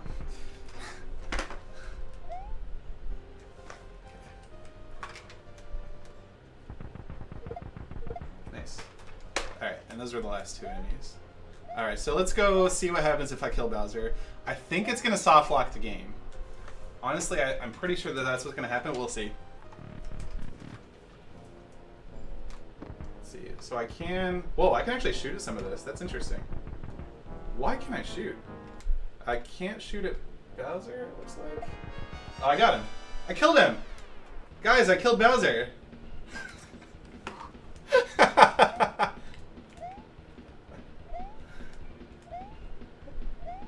Is the disco ball a sprite? Anyway, I definitely soft locked the game. I thought that's what was gonna happen. But I killed Bowser. Doesn't that count? Peach saved. I guess Peach is just like trapped in this like clown card forever. The floor is a sprite too? No way. Well, it just disappeared once I shot it. That's hilarious. Welcome back, Smitty1KY here. Thanks for resubbing for 21 months. Anyway, yeah, this is like super Denzo. I can like shoot. I can probably shoot the screen. Wait. Oh yeah, I can still shoot the screen a little bit. Mostly just this part right here. Interesting. Why can't I shoot? Oh, I can shoot all of this. Okay, because it's misaligned is why. So I can shoot all of this, anything that's like above the clown car and just like the very top of the clown car. Just because of misalignment is how that works. Can I realign it? I cannot. Interesting. Okay. Okay, now I can kind of hit anywhere on the clown car. But it's like misaligned from what I'm... Anyway, okay, I guess I can realign it. Just maybe my head up a little bit. But okay. Okay, so that's what happens. That's what happens if you shoot Bowser. What else should I try?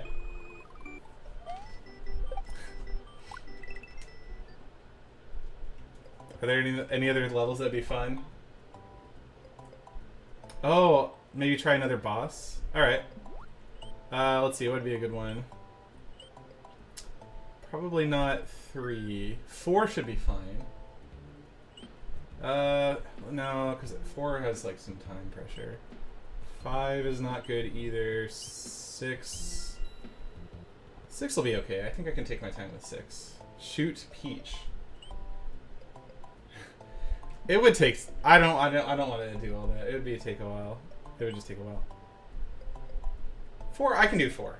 I can do 4. Let's see. Okay. Here we go. So let's recalibrate. Actually, this is fine already. Here we go. So there should be a guy down... Oh, I can't... Oh, no. No. Okay, whatever. Good enough. I can't aim low enough to hit this. Yeah. Okay. I just have to do this part. It's like pretty easy. Let's get the save at the midway point.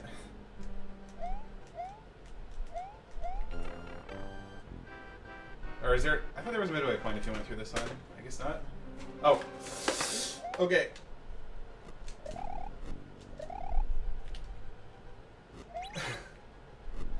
Okay,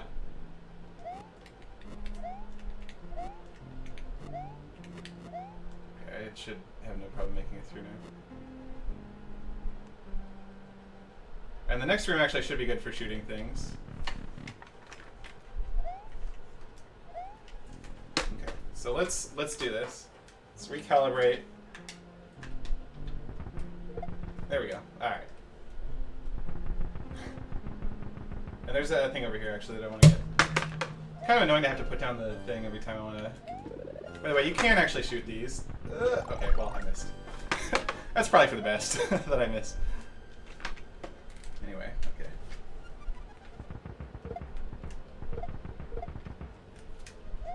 No. Okay.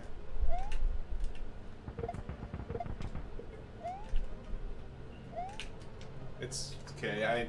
It's too hard to do this with one hand. Whoops. What? Why isn't it shooting? What? Why is the cursor turning on but not the... It's not shooting. What is happening? I don't know what's happening. I'm pressing the fire button and it's just turning the cursor on?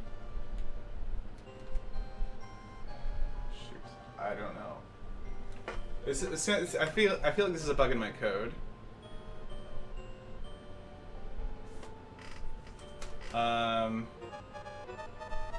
Full sprite slots. Yeah, that's what's happening. Yes. Yeah, this actually that is actually a thing that can happen with this. Whoa, what? What? Why didn't? Okay.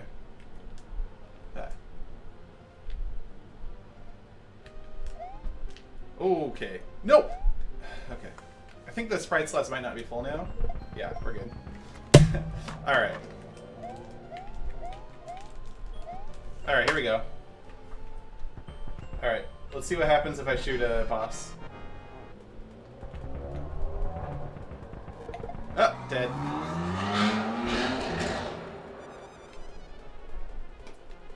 Okay. Not exactly what I was hoping for. It's a little hard to shoot on the screen because the background is so dark.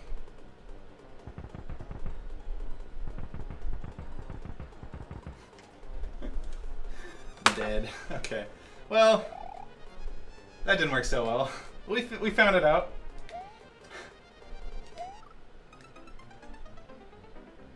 Oh, I didn't. Was there a sound that I missed? Or was it just the shell kick sound?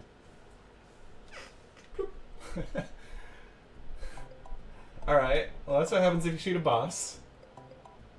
Shoot Peach. Oh, it's gonna take so long to do that though. I have to actually like beat Bowser. Alright, I'll go shoot Peach. Well, let me turn off the gun so that it doesn't. Oh, there was a car sound in the background, I see. Oops. Shoot Peach. Chat asks for. Actually, it might not be possible for me to shoot Peach. Unless I'm calibrated. Okay. I guess I can make it happen. I'll just have to make sure I calibrate it so that... Okay. So let me... turn this back on.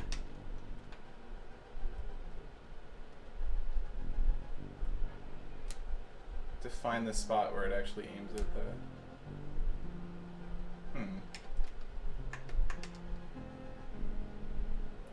Why isn't this working?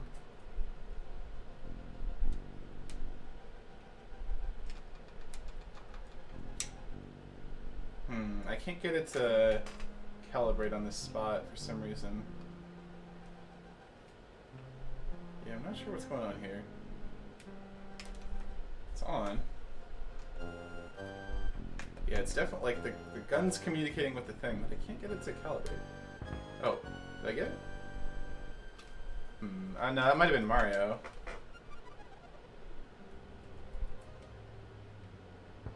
Yeah, I think I'm calibrated on Mario right now. Well, let me try hitting this and seeing what happens. No, we're good. No, I was actually right. Okay. Oh yeah, the sprite. Can I shoot the sprite ball? The disco ball? It doesn't do anything. Is it? Are you sure it's a sprite? Maybe it just doesn't have a hitbox? Anyway. What?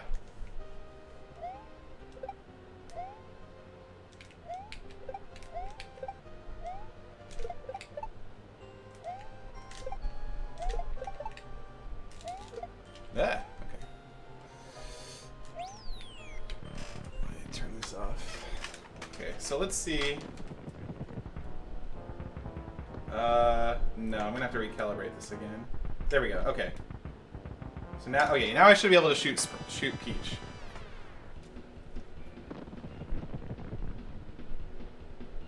Oh, the hitbox is actually above the screen. Okay.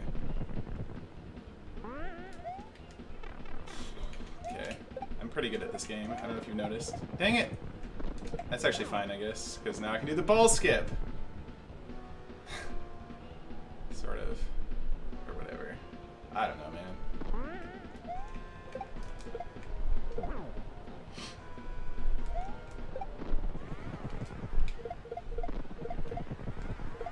I wish I had a hex editor active right now. I could just like cheat my way through this.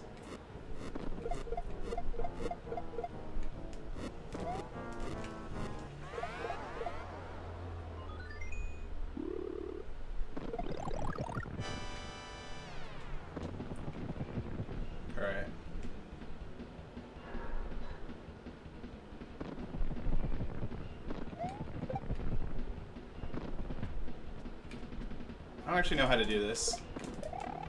Not like that, probably. I think I did actually get the ball skip.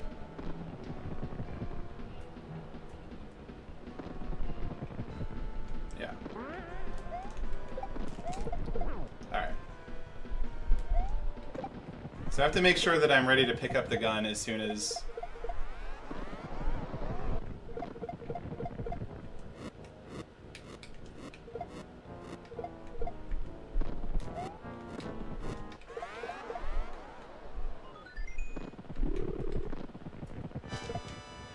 Oh, I missed.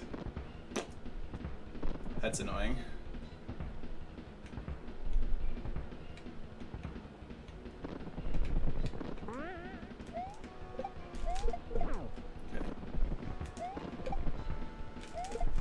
Okay. Come on, shoot her. Yeah! Nail her.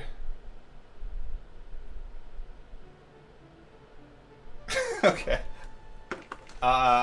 So this isn't doing anything.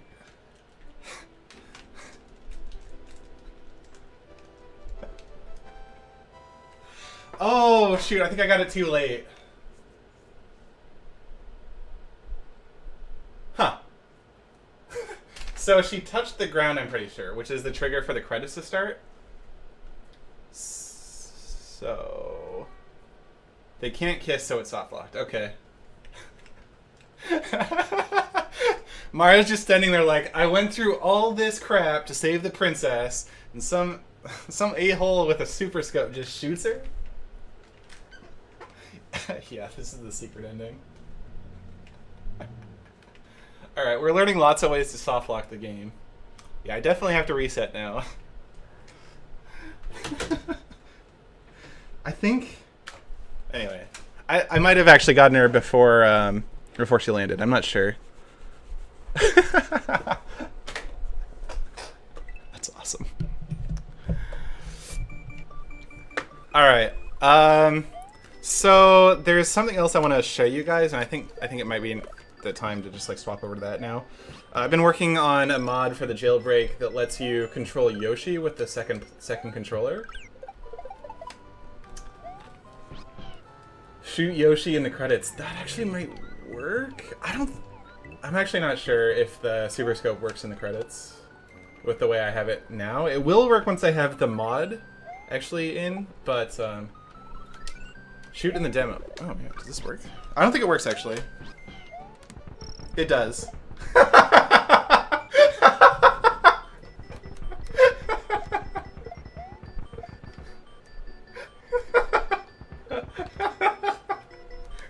Yes.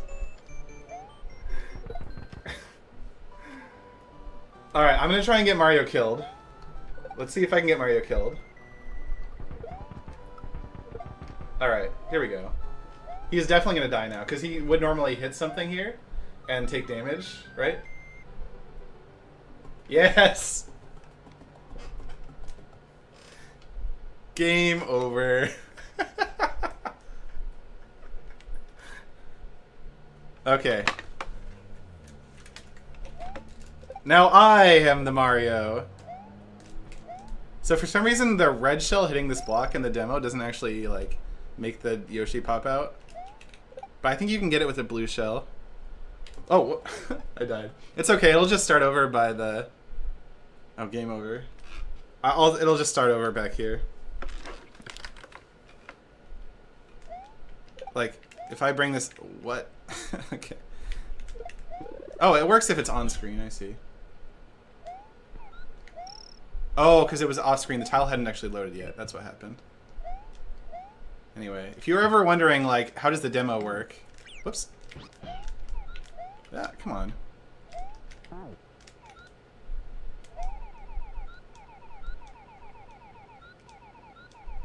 This is part of a level, but it's just copied and pasted at that level. It actually ends here, the demo level.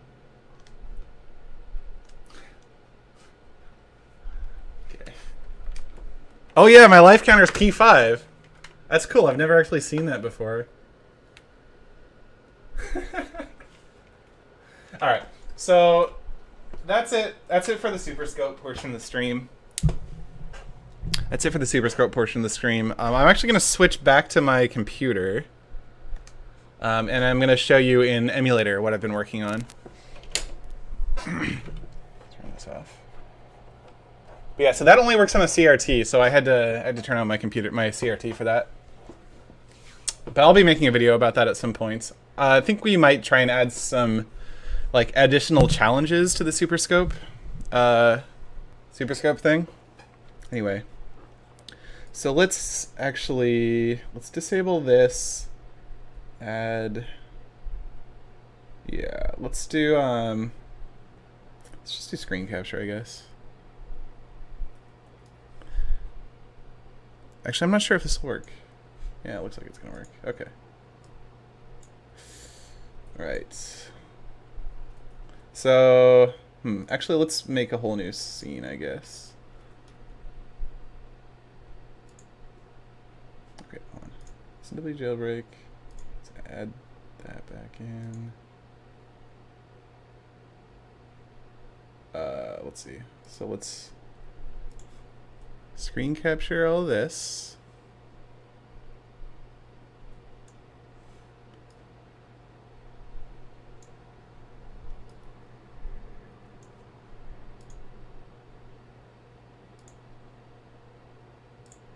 And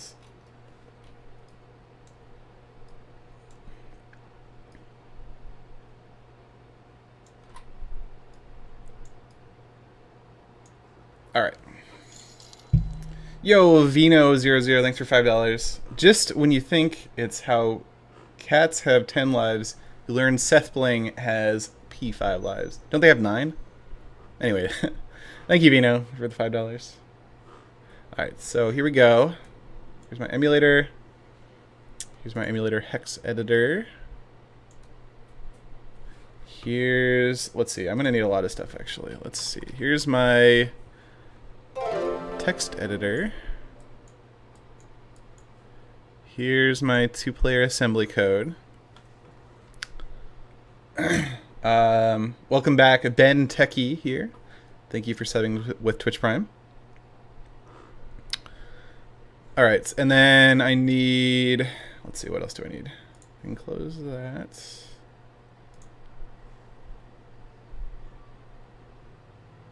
Webcam is out of sync.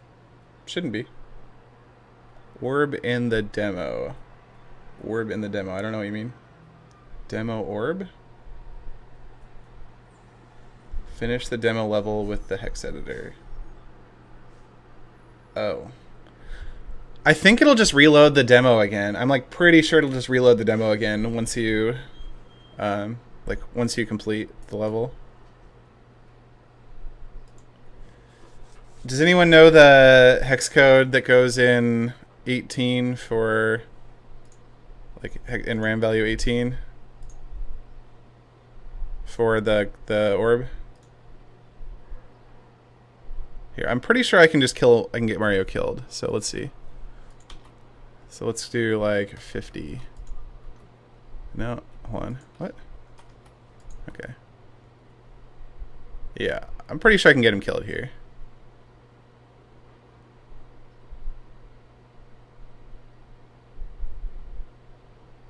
Okay, so he's dead. Actually, I know how to do this. 1409. No, 1493. 149301. Wait, what? Why isn't it?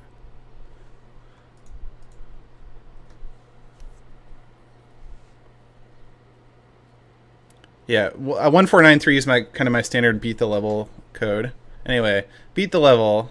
He just runs through that guy. Yeah, just restarts the level.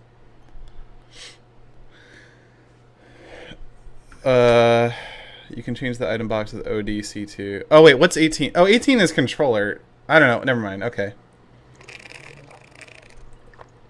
Yeah, ODC2. That's right. Anyway, doesn't matter. It doesn't really do anything useful. This level is kind of like hard coded to just start over and over again. Okay, so I have this stuff up. So let me show you. Let's reset. Okay, open ROM. Sorry, file, recent ROM, SMW2P. So let me show you what I've got so far. It's a little janky. Actually, probably having Kaizo Man in the chat and Mr. Cheese will be helpful. Wait, what's happening? I'm pressing... Oh, it must be the controllers are swapped? I guess they got swapped somehow. All right, I have a save state. Okay, so here we go. I get Yoshi out of the thing. So now that was with controller 1. What? What just happened? I don't know what's just... Okay. I don't know what's happening. I don't know why I have USB devices that are like freaking out. I think my USB controller is the one that's freaking out. Or anyway. So here's what I've got so far. Oh, they just switched again. What? Okay, whatever. This one's off. Oh, I think the connection is really bad on this one. They just switched again. God. Okay, I'm unplugging this one and I'm getting out a different USB controller. I have a bunch, but this is the second one that's like failed me. Let's see. All right, I'm gonna go with this one. This is a USB controller. Let's try this one out. I'm having problems getting a USB controller to work right. It might be just because I have too many USB devices plugged in, to be honest. Anyway, let's try it.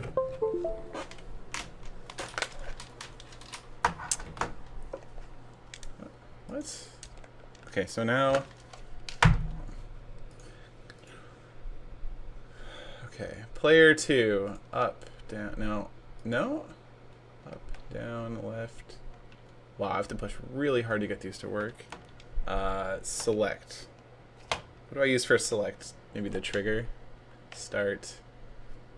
Y, B, X, A, L, R. This is a little janky with an N64 controller, to be honest. Okay, and then the controller 1's now completely unconfigured as well. Up, down, left, right. Select, start. Okay. All right, let's go back over here, find Yoshi. Okay, so there we go. So here's what I've got so far. You can... Oh no, where'd Yoshi go? Oh, here he is. I went way off. Oh, you have to push so hard on this D-pad. Holy crap.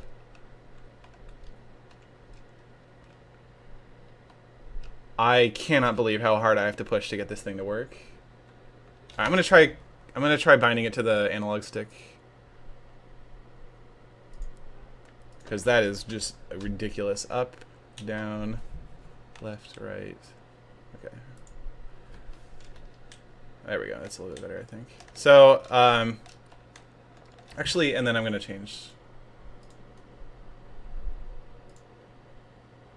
Y and B to be B and A on the N64 style controller.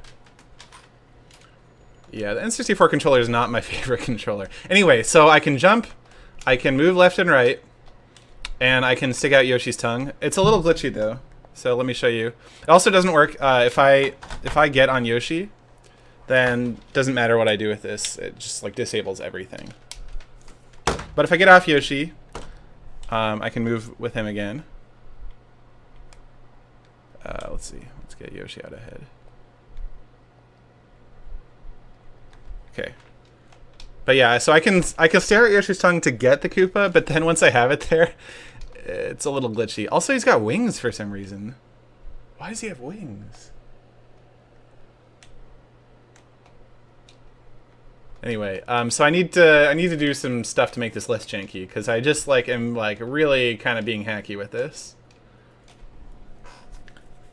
So like I need special code, for instance, if there's something in Yoshi's mouth. I need to, instead of having it do the tongue sticky out thing. Also, I need a sound for that. I don't have any sound for that. But so yeah, I'm gonna do a little bit of development on stream. You can give me a documented disassembly of Yoshi's code. So what I have is whatever's on the SMW Central. But if you have something that's better documented, that would actually be really, really great, because I'm going to be doing a lot with Yoshi's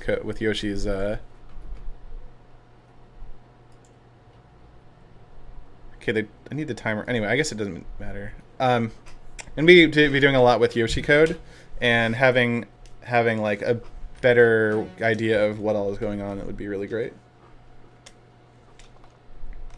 Anyway, there's also jumping does kind of work, like how long you hold down the jump button matters. Like, here's the full jump, and then here's the partial jump. You can see he jumps like a tile or two higher if I hold it down all the way. But yeah, his like acceleration codes really kind of feels weird. But that's just because like I have a big problem, which is that as he's moving along like this, every time he bounces and hits the ground, it like completely resets his velocity, his horizontal velocity. So like on the ground, he moves super slow, and I don't really know how to deal with that. But like in the air, he accelerates pretty fast. And it's just because he's able to build up speed in air, whereas on the ground he can't. Also, he bounces off things horizontally. Like, it's just kind of weird. Yeah, you can see him like bouncing off stuff horizontally. Also, he can go through blocks from underneath. This is something I didn't know about. You can just like clip through blocks from underneath.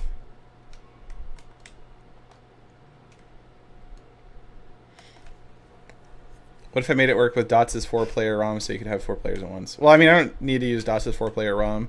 I can get a multi-tap working on my own. But I thought most people don't have multi-taps, but most people do have 2 controllers. So this would be a fun one for people who don't have access to a lot of extra hardware. I kind of want more stuff like that, just because like this is like just the double jump is really the only thing you can use right now. Okay, here's the bulk of his code. Paste bin. Let's take a look. Let's see. So let's go here. So let's pull this up over.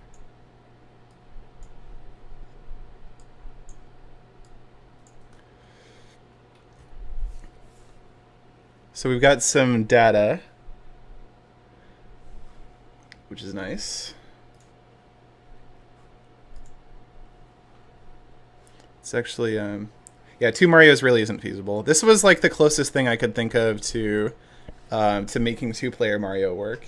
But like, if you're not actually like injecting code into the ROM, it's really hard to make drastic changes. So I'm kind of like doing some hacky stuff in the meantime. All right, so yeah, oh yeah. So what happens? Let's see. I'll show you what happens if you like if Yoshi gets hit, and you like get knocked off Yoshi. It's kind of interesting. So I can actually like, I can still affect his momentum, but he's gonna keep whatever velocity he has. Like he doesn't slow down at all because he just keeps running. Can actually make him go pretty fast. You can also make him just stop and run in place.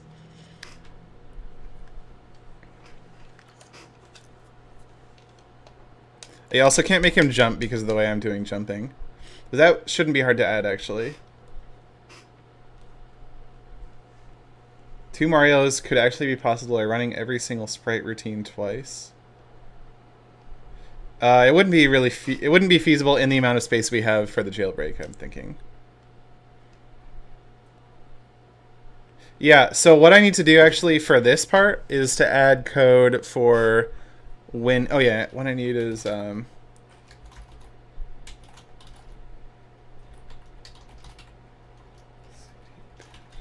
let me get this over here.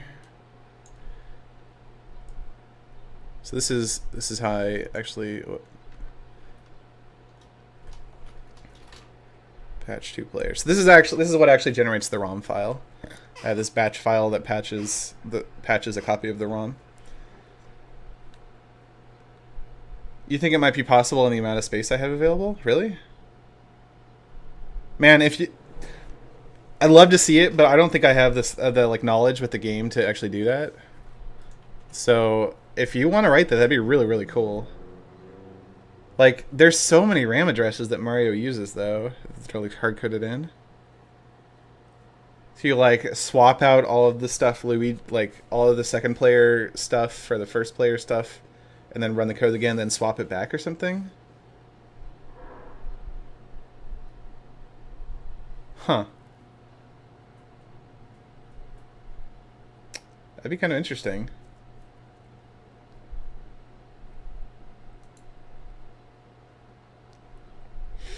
I'd love to see if you could get that working. I don't think I'm going to try because that sounds too hard to me, and I just don't know enough about the code to make that work. That sounds really interesting though. If you want to talk, if you want to like message me on Discord or something, I can definitely like help you out and like give you like all the technicals about how the jailbreak stuff like works and what you can and can't do. And maybe we could like do some brainstorming or whatever. But you know way more about this stuff than I do. I'm like fumbling around with this. You think it would lag out? Probably. Yeah. One of the problems is the code that you get to run every frame. It actually runs every frame. It's run from NMI because it's injected at 7F8000, which runs every frame regardless of if there's lag. Which makes the hex editor really responsive, which is great. But it's kind of hard to inject. Yeah, it's kind of hard to inject logic that's gonna like lag out the game. Yeah, it's really hard to just like run your own code. Yeah, way too much code to run from NMI. Well, I mean, it doesn't matter if it's too much code to run from NMI as long as you're only running it once per actual frame. Because whatever, like anyway, I think it wouldn't be crazy as long as like if you're having problems where NMI is interrupting itself, then yeah, you're screwed, right? But as long as you can get all the code to run within a single frame, it's okay. If NMI overflows, the screen doesn't get drawn. Oh, I guess that's kind of true, huh?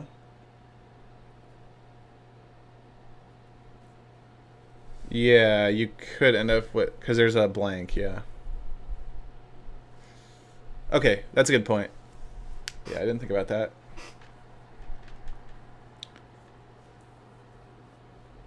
I haven't run into any problems with that yet.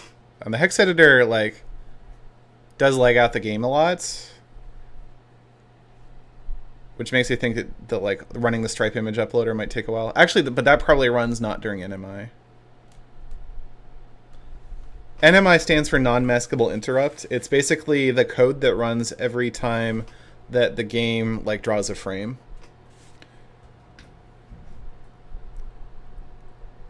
It's 65.816 assembly. It's not proprietary. But it's not ARM either. A stripe image upload does run during NMI? Oh, I guess, yeah, it would have to. That's interesting, because it takes it like slows down the game a ton to have the stripe image uploader uploading the whole hex editor data. What's up, Furious? You're not modded? I thought you were modded. I mod you.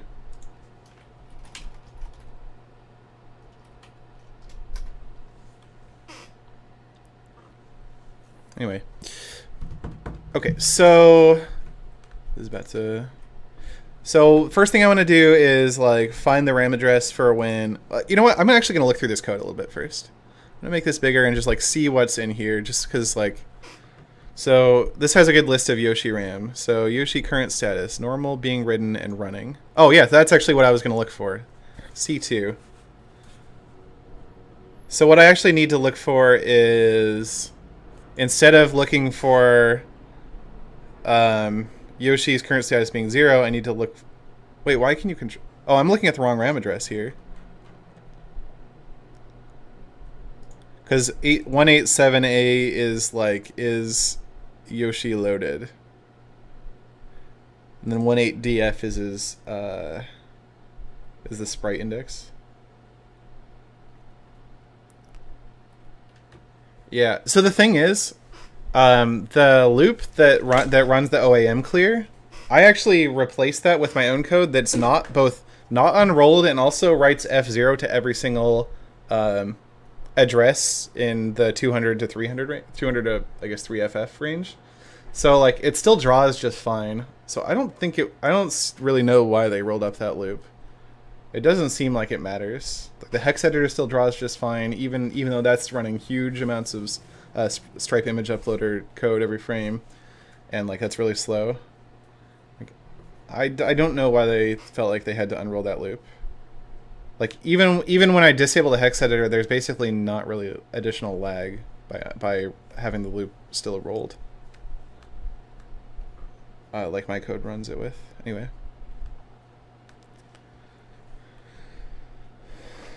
So what I actually, this should be a little bit different. This should be load a C2, D dec A, and then if it is equal to 0, I should return.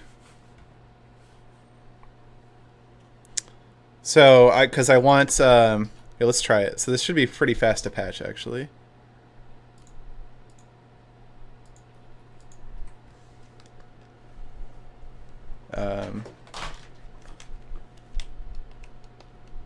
Okay, still looks good.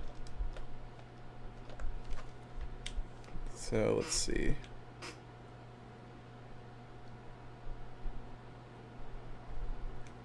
Yeah, so this still works.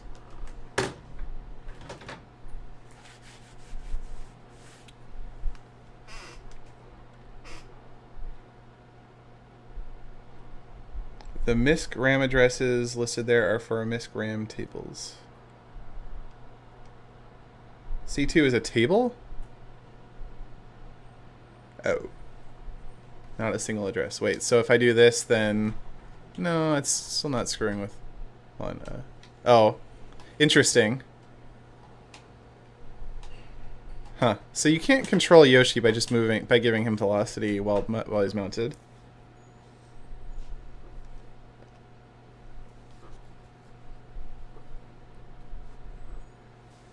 Okay, so I need C2 comma X. So what I have to do here is BMI return and BNE return. Load a C2 comma X. So this should work then.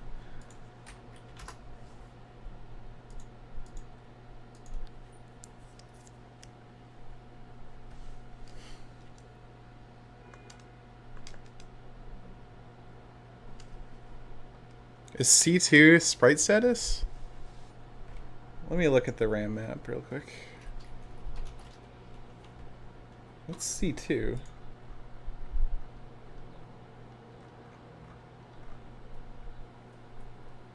Miscellaneous sprite table. Okay. Miscellaneous sprite table, there you go.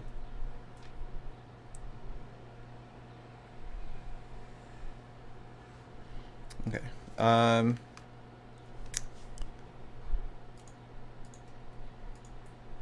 Did I recompile? I don't actually remember. Okay, so let's make sure this still works.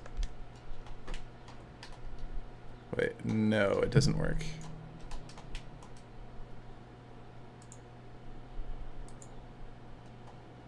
So I made it stop working by doing this. Let's look at the hex editor. So let's go to C2, but it should actually be like something here. Anyway, okay, let me get on Yoshi and see if that value changes. Yeah. So it does. And all my stuff still doesn't work. Huh. What did I do wrong here? 18DF is 9, so that's correct. CD, okay.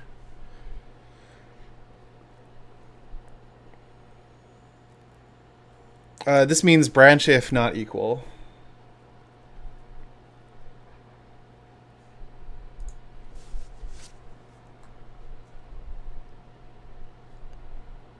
Be any. Oh, yeah. Yes, thank you, Kaizo Man. Okay. Yes, that was not going to work. Okay, so we're good here. Okay, yeah, and then... Welcome back, Fireflyer here. Thanks for resubbing for 2 years. Okay, we're good. So that is what I wanted. Actually, I'm not really sure that I need this code here. It might be okay to just like allow the player to try and control Yoshi. Because all I'm really gonna be doing, the only thing that he'll be able to do that actually works is operate Yoshi's tongue, which is like kind of fine to do while Mario's riding Yoshi. Anyway, okay. So let's look at what else we have here. So Yoshi's current status. This is a table. Distance Yoshi's. This is really a table? 151C? Okay. Distance Yoshi's tongue is from his mouth. Alright, that shouldn't be very useful to me. A couple timers. I also... Alright, I guess I could use this, but I probably don't need to. It's like kind of okay if I allow some glitchy extra tongue extension stuff. Timer for the swallowing animation. Timer for animations. Huh. Direction sprite is facing. Probably won't need that, but I might.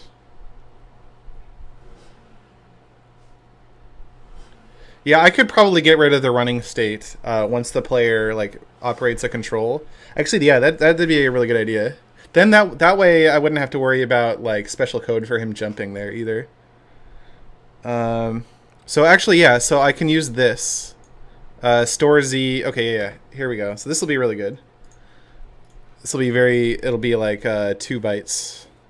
4 bytes, I guess. So I have, and then store Z $C, it was C2, right? Yeah, C2, comma X.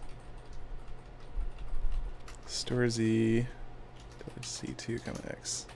So if you move left or right, then it'll stop him from running. Cool. Okay, so let's try that. Recent ROM. This one. F1. Okay. Let's make sure he can still move around. Yep, good. So he should start running as normal, and then as soon as you like get control of him, he stops running. Cool. That's actually, yeah, that's the behavior I want.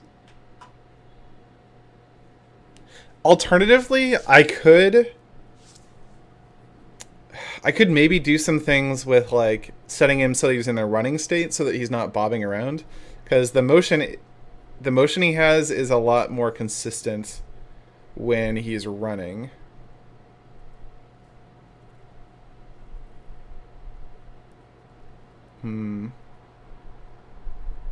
There should be a way for Yoshi to kick Mario off. That actually would be kind of cool. That'd be pretty easy too. I like that. I'm gonna do that, and I'll show you how I'm gonna do that. So so let's so F2 is the AXLR first frame presses, and let's see, AXLR is 80, BEQ no boot Mario, no boot Mario. Load it. Oh wait. So actually, I can just use TSB $18, and that should work. Because I know that the 8-bit is set in the accumulator. Yeah, this should do it. Let's try it. So you press A to boot Mario. I like this a lot, actually. It'll like force Mario to press A basically. Actually, I shouldn't do it unless Oh right, no. Actually, I need to do. This isn't gonna work. This isn't gonna work because it's only happens. This should only happen when Mario is riding Yoshi. So let's do. But that's actually easy too because I actually have a circumstance where Mario is not riding Yoshi, which is right here. No, that's not true. That it only happens then. Riding. Let's see.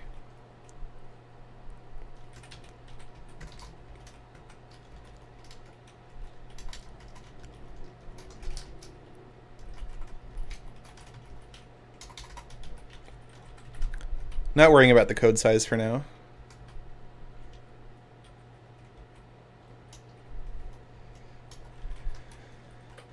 Not writing. Okay. Let's try this. So I have to reload the ROM. So let me make sure this works. No. Oh, I still want this to be... No, BEQ. Not right. No. B and E is what I want. Oh, crap. You're right. You're right. I just messed up everything. Yes, I did this wrong.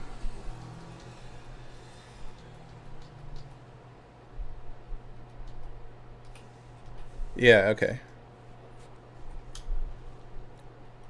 Oh, and actually, so then I can put the code here without adding extra branches or whatever.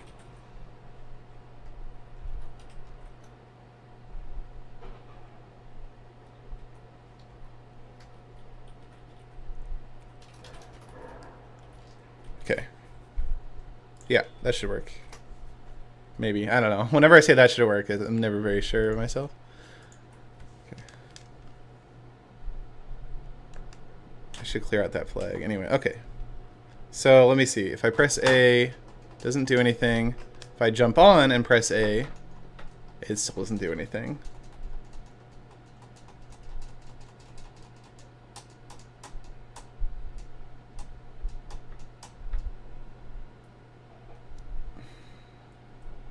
(15, 16, 17, 18). 18 is the right address. Is F2 the right address? Yeah, it should be.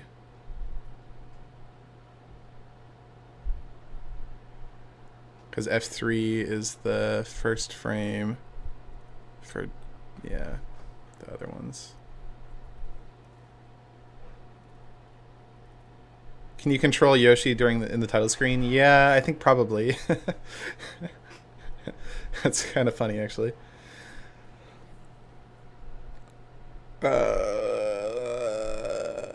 Okay, why doesn't this work? So I shouldn't be able to control Yoshi, right? Yeah, I can't control Yoshi, but I also can't... The spin jump thing doesn't work.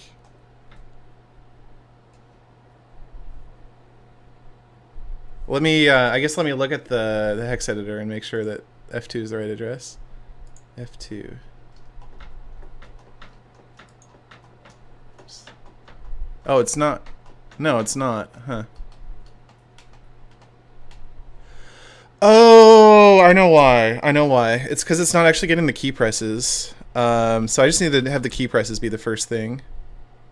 Okay, yeah.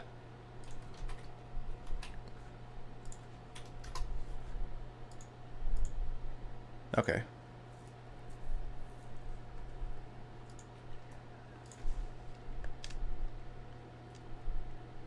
Okay, so that works. Let me make sure this works and this doesn't do anything. Good, okay. A. That's so good. That's really easy to do, too. Cool. Get off me. I like it. But then, so yeah, so you don't have control over Yoshi while Mario's on him, but you can just boot him off and then have control.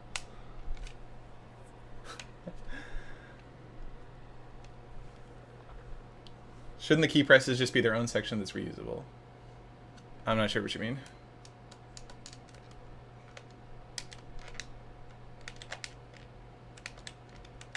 Wait, interesting. Oh yeah, Yoshi can't be on top of this platform without Mario. No, yeah, nothing's gonna happen if Yoshi completes the level. If Yoshi hits the gold tape or whatever. It's like, it'll be the same thing as what happens if you like get hit off Yoshi and Yoshi runs to the gold tape. Nothing's gonna happen. Really, Yoshi can't do anything except eat and spit stuff, and I don't even have it coded so he can spit stuff yet. How he bounces off stuff like really, really far. Welcome back. Ninja Jack 95 here. Thank you for the sub with Twitch Prime.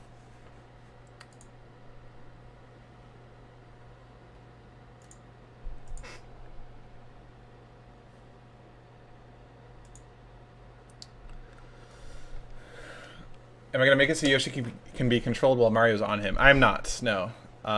Instead, I'm going to do what I just did, which is you can press A. I'm pressing A with the Yoshi controller here to make Mario jump off. You can tell because the input, like, look at the top left corner of the screen. There's what it's like when I press A on Mario, and there's where it's like where I press A on Yoshi. So you can kind of see the Yoshi A press that's kicking Mario off. You like the idea of Yoshi killing Mario by spitting an enemy at him? You know, yeah, actually this could be a pretty good, like, non-cooperative ROM hack type thing. Where Yoshi tries to kill Mario. And, like, Mario can't really kill Yoshi because Yoshi can always boot him. But, well, you'd have to, I don't know, you'd have to do something then to make sure that Yoshi can come back on his own or something. That'd be funny, though.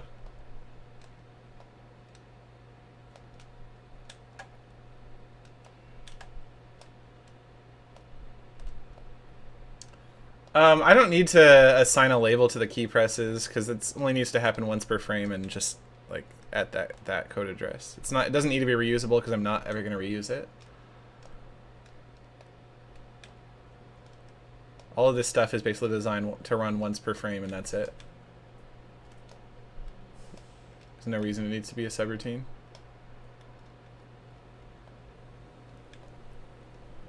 Yeah. I'm not really sure. I guess they just like didn't want to code in the hit detection from below, like, because there's really no reason that it should actually matter.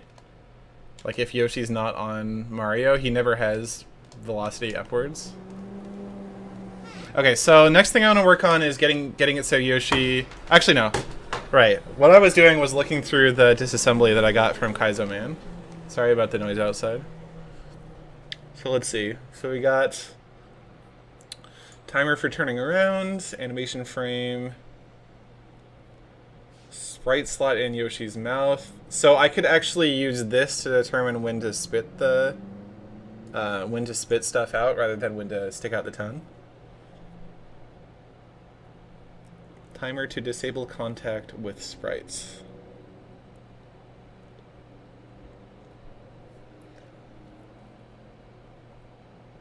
Set when dismounting Yoshi, probably to prevent water splashes from showing if in water. That's interesting. Timer to disable contact with sprites. Time up. So that doesn't have all the things I need though. So there's still got to be some other addresses that I need. So these are addresses in the ROM, so I can't actually modify any of these. There's definitely some RAM addresses here that will be, or not here, but there's some RAM addresses missing that I need to see. So let me see if the rest of this disassembly has any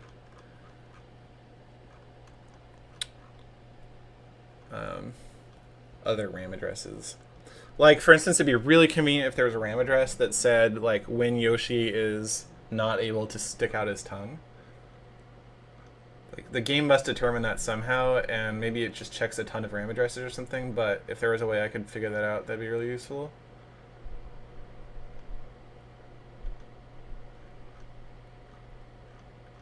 But looks like this is all just assembly, and there's, yeah, so there's no more RAM addresses, which is a shame.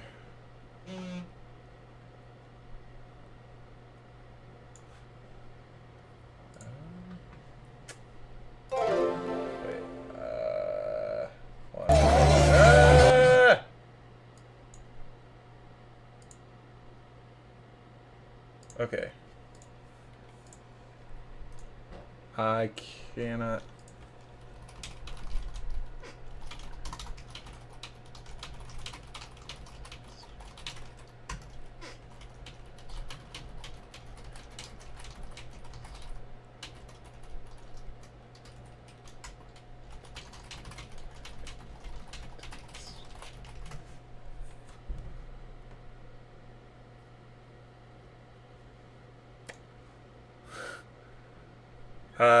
My girlfriend sent me a video, and I was gonna see if I could watch it,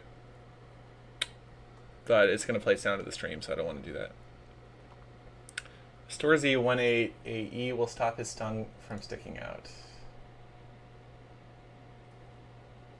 Oh, there's some single byte address. Well, where? Okay, single byte addresses for that. Well, I don't want to stop his tongue from sticking out. I just don't want to like run the code that causes him to stick stuff out. Sorry. Currently, I set a timer value for like when Mario has punched Yoshi in the back of the head to cause him to stick his tongue out. Anyway, I set that timer value when I want him to stick his tongue out when I press Y, but I need to not set that timer value if he's already in the process of sticking his tongue out. And the game code, actually I can just see where the game code references that. So let me look, because yeah, it should be somewhere in this disassembly. So it should be yes, it should be right here. 18AE. Let's see if I can find 18AE. How many places? So that only shows up a couple places. Change Yoshi's face if he's hit. So load A. 18AE.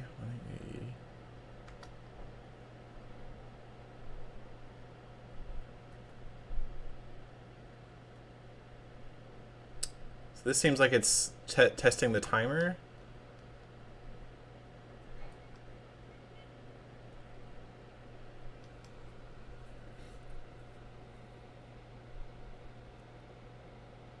Okay, so this is all the stuff I guess I need to do to make sure I don't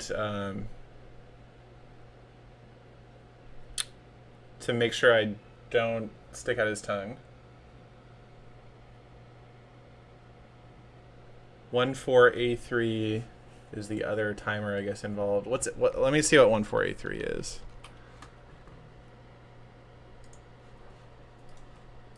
So 14A3.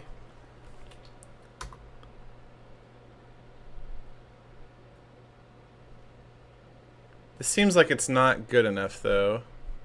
This is just like 12 frames. It's not the whole tongue thing. So I probably need 1410 as well. Well, let me just add this in anyway.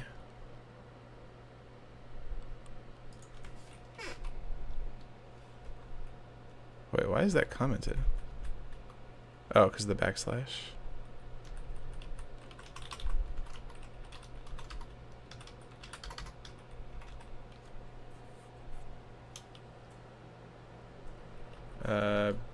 B and E. So wait, that needs to be exactly hex 10? That's a little weird.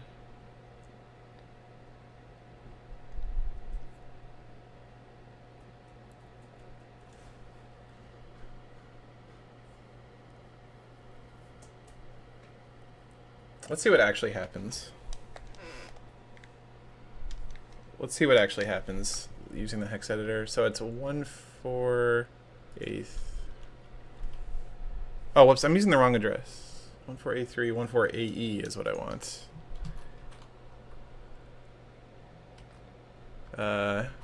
BNE, no Y. All right, let me just try this actually. Let's see what happens.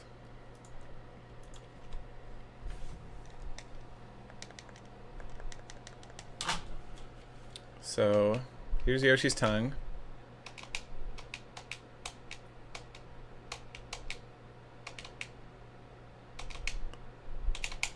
So if I double tap it too fast, it still doesn't work. But if I, yeah, I still need to look for when his tongue is being.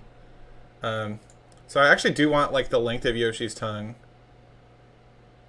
Oh, interesting. Okay, this actually seems like it's what I want. So it's deck A, BEQ, oops, BEQ no Y. Okay, let's try this.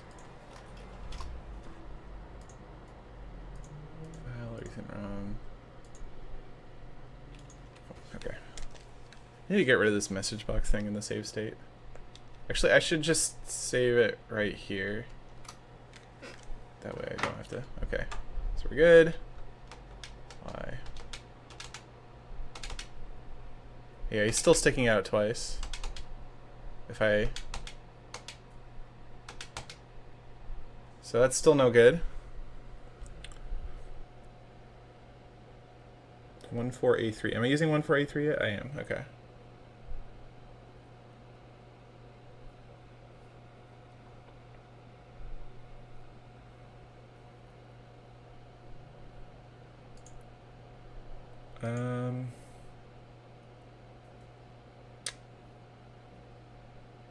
Oh, here, this one.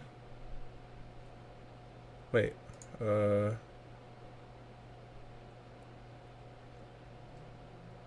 Load. Where's X coming from?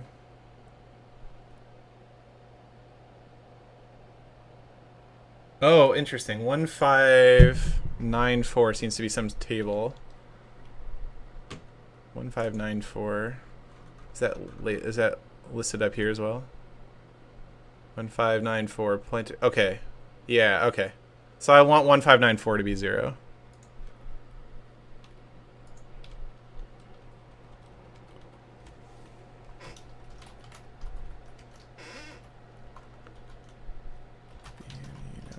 Okay, let's try this.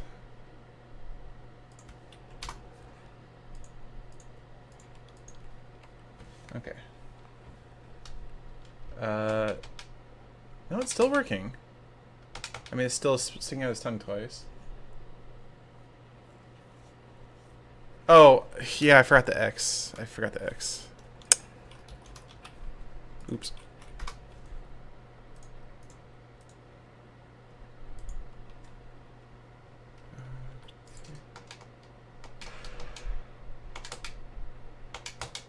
Yeah, that fixed it.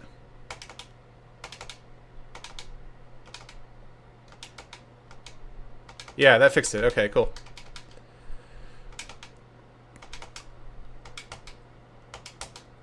Okay, so there's that. So now I need to figure out if there's something in Yoshi's mouth, which I think is pretty easy actually. But I don't know how to make him spit anything out, but there's probably a function I can call that'll do that. Actually, wait, can I just jump to that code? Maybe I could just jump to that code.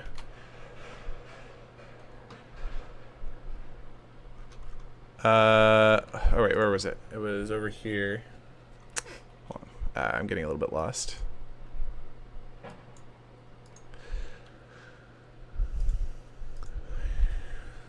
One 1483.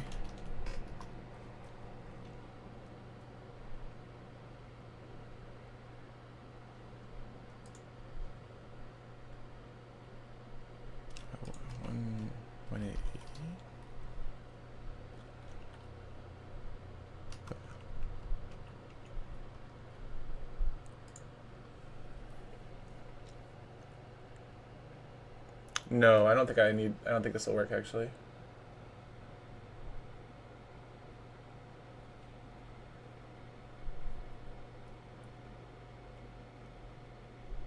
So I have to actually put in like something in I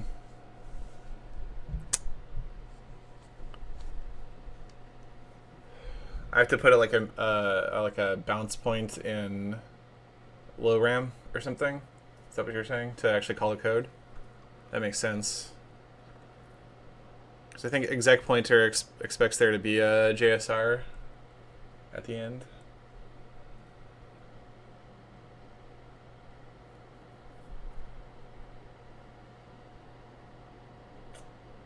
All right. Well, first thing, let me just like figure out. There's like a RAM address for if you have something in Yoshi's mouth.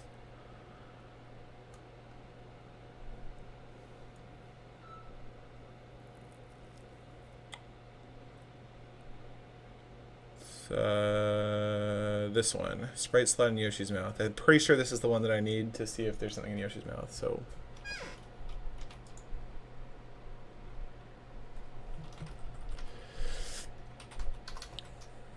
Load A, come on, X, BMI,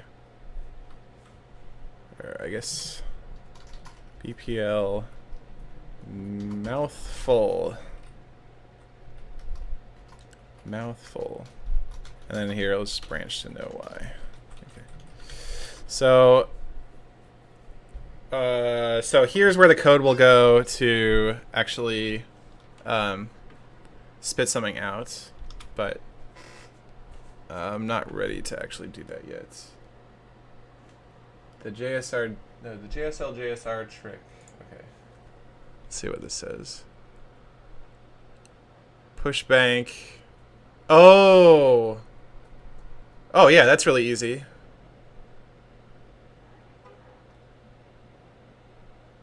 Cool. Yeah, of course.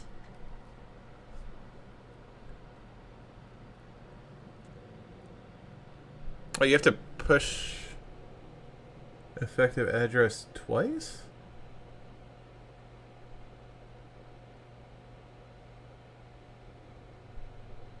Wait, why don't I just use JSL? Oh, because it's going to be offset or something?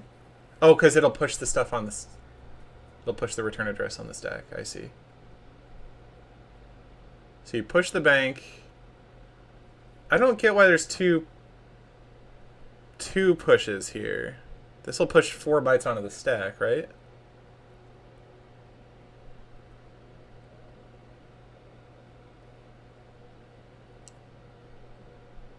I think I don't need to do all of this.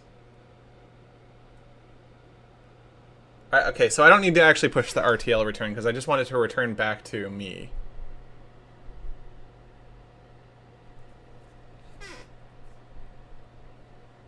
So I can actually use a little bit less code than this. The RTS from the destination will go back to an RTL, which returns back to your call. Can't I just, like, push the bank twice? Oh, I see.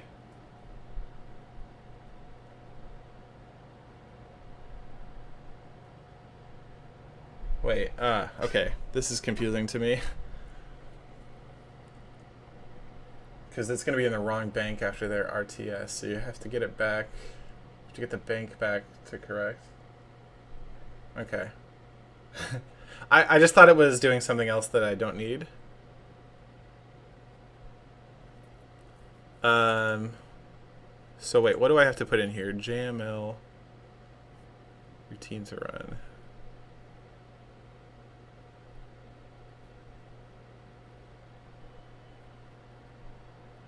So how does this actually, after the RTS, why does it even like RTL?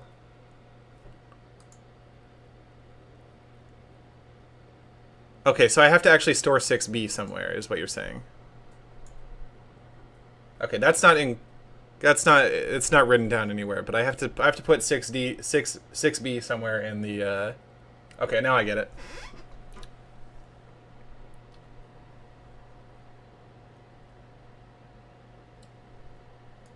Yeah, I didn't understand that. Okay. Anyway, so that's fine. I will do that. Thank you for the link. That's a really cool trick.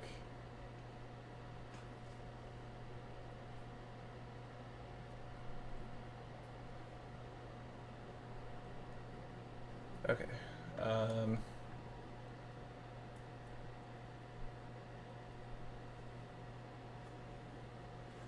Yeah, so this code should probably include something about needing to put an put a 6B somewhere, like this little snippet. Oh, I see. I just need any RTL at all in the destination bank, so I don't actually have to put my own RTL in there. I just have to find any RTL that already exists. Okay, that's pretty easy, I guess. Yeah, okay. If it said address of any RTL -1 in the destination bank, that would be a little bit more clear. Because as it is, it's like a little vague what that even means. Okay, so I get it. So yeah, for now, I just want to make sure that it's not sticking out Yoshi's tongue when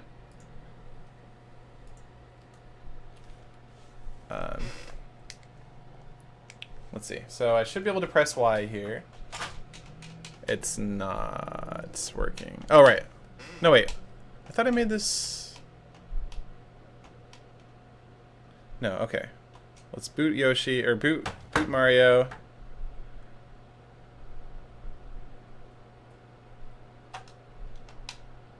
Yeah, so I can't stick out Yoshi's tongue anymore. So that code seems to work.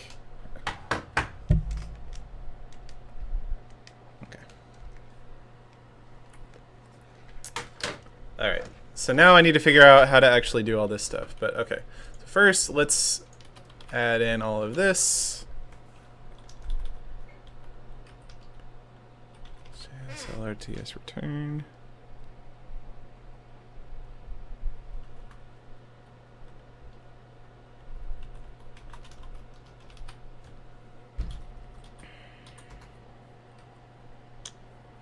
Then I need to find an RTL in the bank, but that should be, probably just find one here. Yeah. Oh wait, is this the same? Oh, I need to know what bank I'm calling into first. So I need to find the subroutine for initiating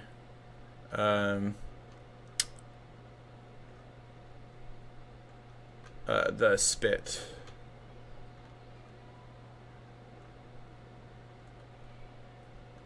So let's see if I can find that. Actually, let me just like Control F spit and see if. Okay.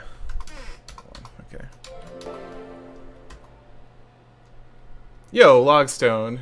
Welcome back, Logstone here. Thanks for selling to Twitch Prime. How's it going, man? Good to see you. Not keeping the sub label. Honestly, I don't. To be fully honest, I don't know how sub labels work.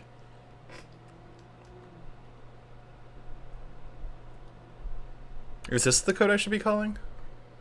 Spit out sprite normally. Oh, there's got to be. Tina handles Yoshi mouth when not spitting out his tongue. I have no idea what that means. Anyway, I think it probably means like you can use the same label multiple places and it's not gonna like conflict. And I don't know how that works. Maybe it looks for a thing closest to the reference or something. Spitting. This is probably the one I want actually. Yeah. I think this is gonna be the one.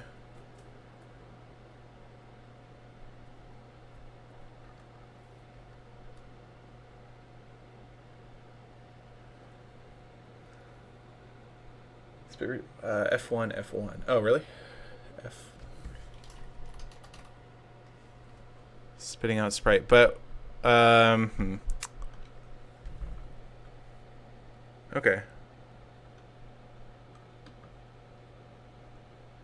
Okay, yeah, this looks right then. Okay, so let's do this. So JML this spit code. And then this needs to be any JSL -1. So, I put this, but 8. Then 8 instead of a 9. -1, I guess. I'll do that. Alright. So, let's see if this works. I'm gonna guess no, but we'll see. Okay. We'll see. Okay.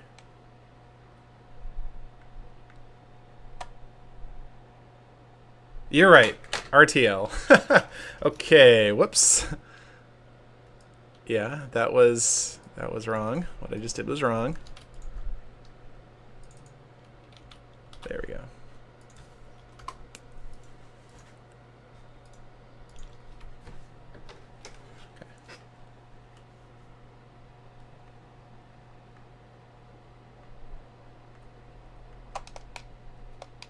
No! It didn't work. Why didn't it work? It got rid of the sprite, but it didn't actually spit it. It didn't crash, so that's nice.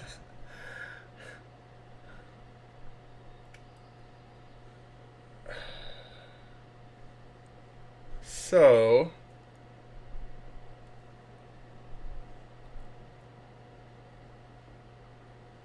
it appears this code doesn't actually run the whole spit routine. There's something missing.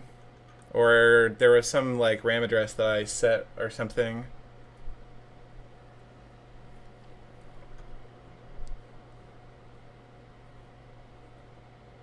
So it was F1, I think.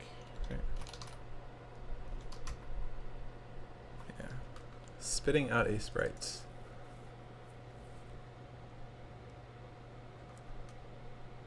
Maybe I should actually, there's actually just something I should be calling it whenever you press Y.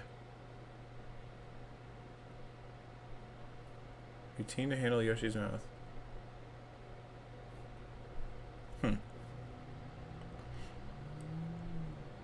Maybe I should be calling this code? Just, no, but it seems like it's...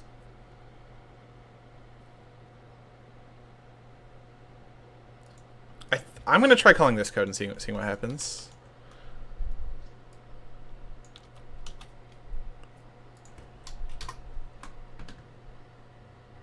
Oh, that checks if Mario's riding Yoshi, I see. Okay.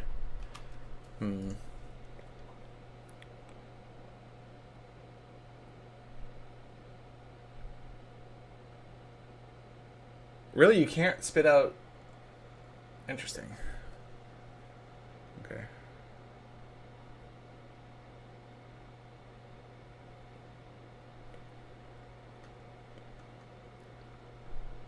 The fact that it's handling the swallow timer makes me think this code already gets called every frame. So yeah. Okay. Oh, return if Yoshi's not being ridden or XY not pressed. Okay, yeah, I don't want to do that. So why doesn't this code actually spit out the shell? F1, F1.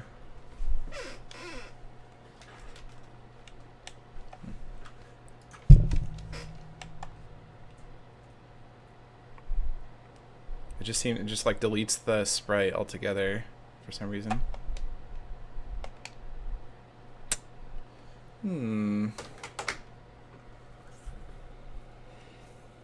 Kaiserman, you got any cuts?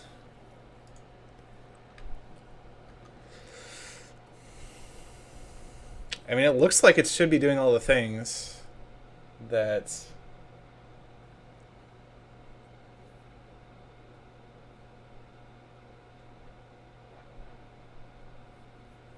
You have no clue. Okay. Like it's definitely doing a bunch of stuff, right?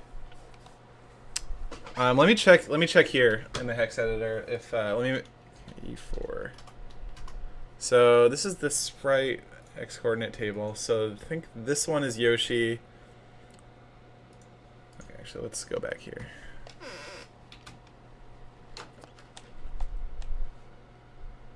So I'm going to try this again, see which value changes. So I think it's the AE that's changing. E9, 6, 8. So it's setting it wrong. That should not be the coordinate that it's setting it to. It should be like E7 or something. This coordinate should be E7.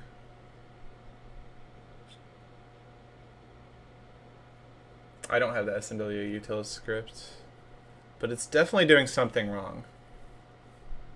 In fact, maybe it's because Mario's not writing Yoshi. Maybe it's doing things relative to... Maybe it's doing things relative to Mario instead of Yoshi, and that's just messing everything up. So set sprite X position. 160E comma X. So what's 160E?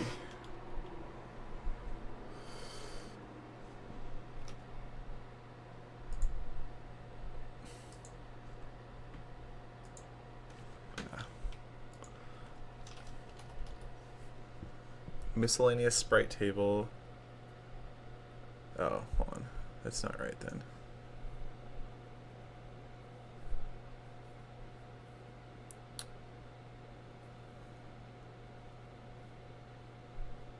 Huh. Oh, that's load. Oh, that's correct. That's.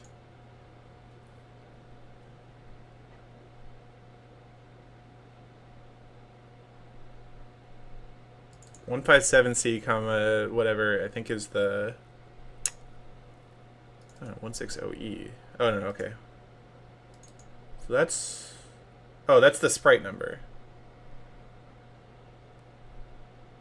Oh, it's just loading Y. Okay, so accumulator is what I actually want. Where's it getting the accumulator? E4 comma X. So it's getting the accumulator from Yoshi's coordinate, and then it's adding, I assume, like hex 1, 2 or something.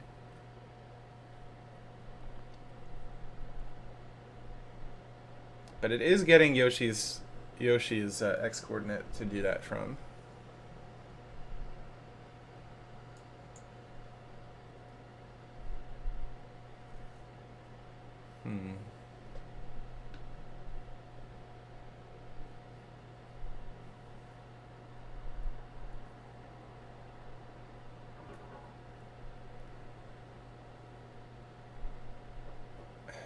This all looks right. Like it's basing stuff off of Yoshi's data, not Mario's data.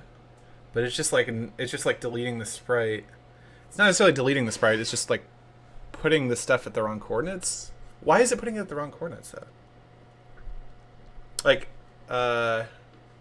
we could see what the hex editor was putting at the wrong coordinates.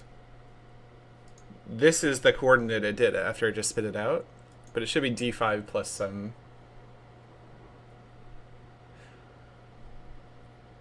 I wonder if the data bank is wrong.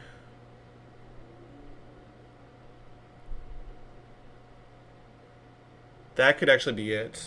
Hold on. Yeah.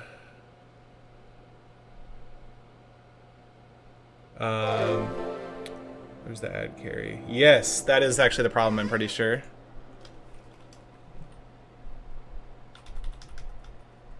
Yeah, because there's some code that's supposed to like change the data bank. Yeah. Let's see. I got a sub. Welcome back, EcoBot here. Thanks for subbing. Okay, so load A01. Actually, I could do like TD. No, it doesn't matter. Load A01. Push A. Pull bank, and then I'm gonna have to like do the same thing here. I don't know, there's probably a easier way. Yeah, no, okay. There's probably an easier way to do this, but actually what I can do, no, I can do a PEA. 0-1-0-0-0-1 pull bank, and then this stuff will mess with the stack, but it's okay because it's after that, and then I can pull bank again. So that should work. Right? Kaiserman, I didn't screw this up. It'll be... Yeah, it'll pull the low byte. And this stuff happens. But it still should return to this address, and then it'll pull the high byte. It shouldn't... Yeah, 00 I think is the... Actually, maybe I don't even need to fix the data bank.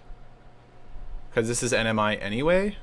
And I don't think it uses the data bank. I don't think it assumes the data bank.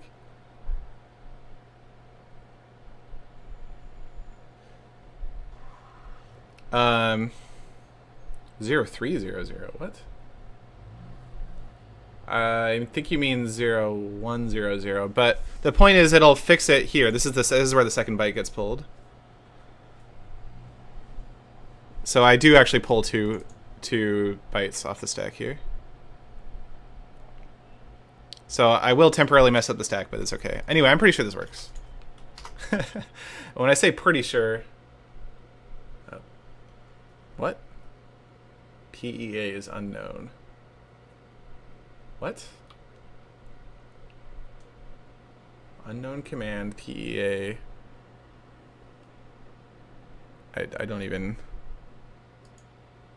oh, it's PE... no, it should be PEA, right? Not PEI? Is it PEI?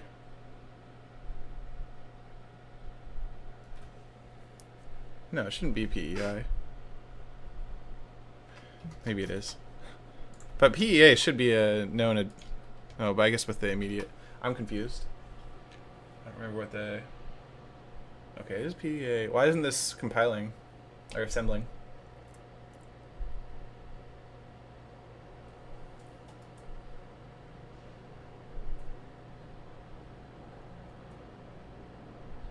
I don't need to pull two values from it.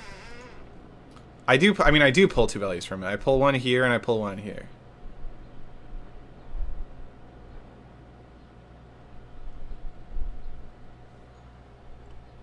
Oh, it's not right. It's no... okay.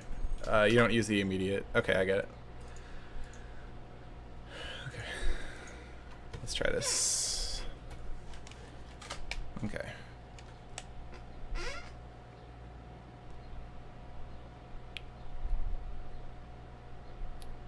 I don't actually know if I need to, like, restore the... it crashed. Okay, so I did something wrong. Is the bank wrong? Is 00 not the bank I'm supposed to return it to? I thought it was.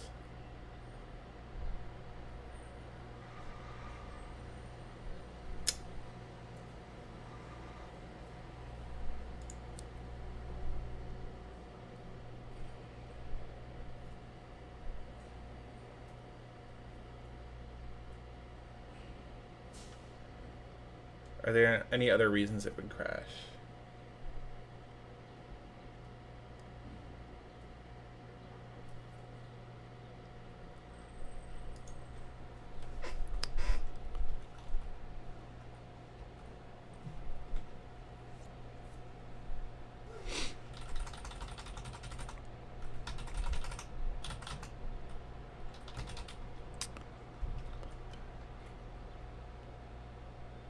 Should pull the low byte first, right? Yeah. All right. Let's do some testing just to make sure I've got the bank right.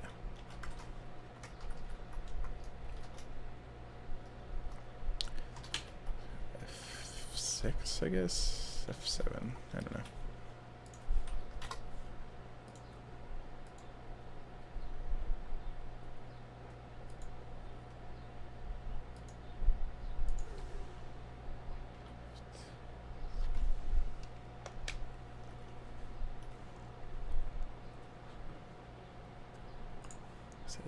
F7. So let's change that to 22, and then that's not overwriting it. Oh, I didn't mean to do it there. So I have to actually go eat. I have to actually go eat a Sprite.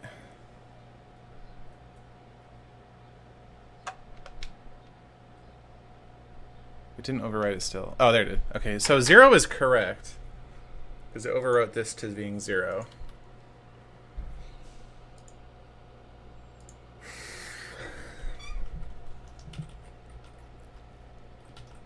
So why doesn't this work? Why does this crash?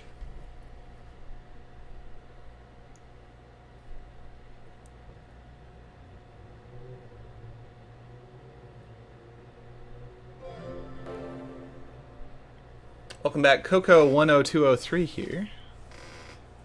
Your chicken, quack. Cool. Is there any way to code Yoshi's speed to be quicker? Yeah, I can, but then it makes him like go super speed in midair, so I don't know. I'm still playing around with it. That's one of the things that I'm like playing around with.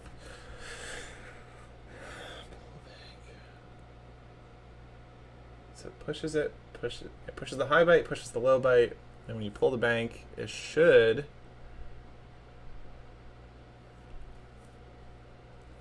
push, or it should pull the low bite. Pull the bank again.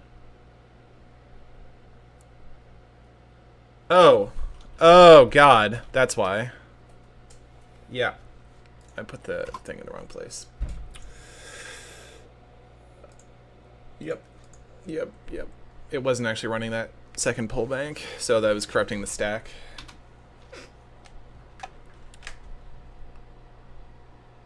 I'm gonna make a save state here. Actually, let's do it right here. There we go. Mostly. Okay, it fixes itself after you.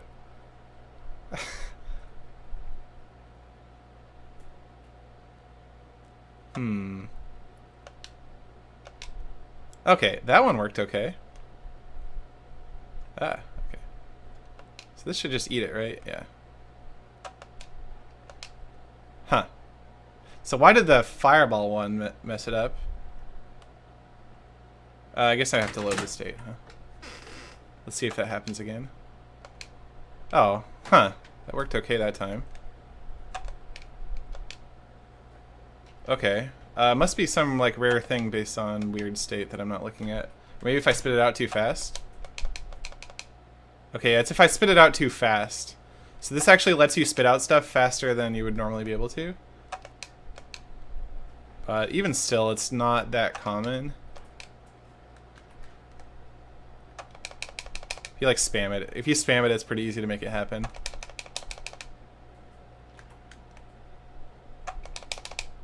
There we go.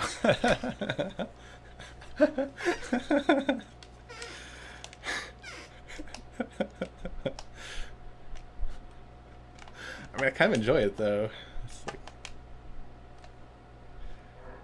So yeah, it's because I'm letting it Yoshi.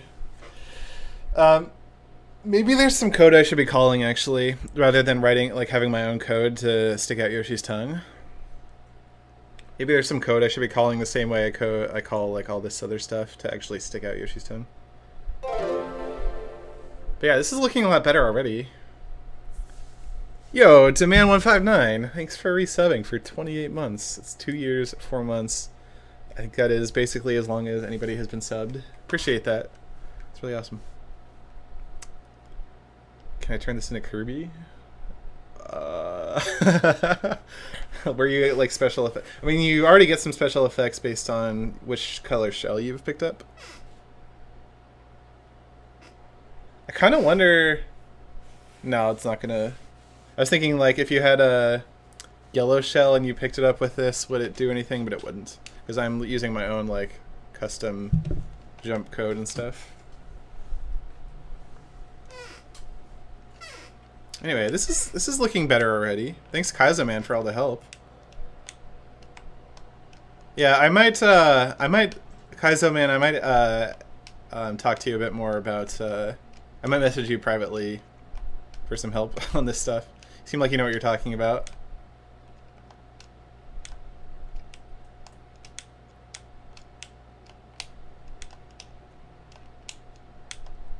Anyway, this is looking pretty cool so far. And you can't, yeah. This is looking quite good. I like it.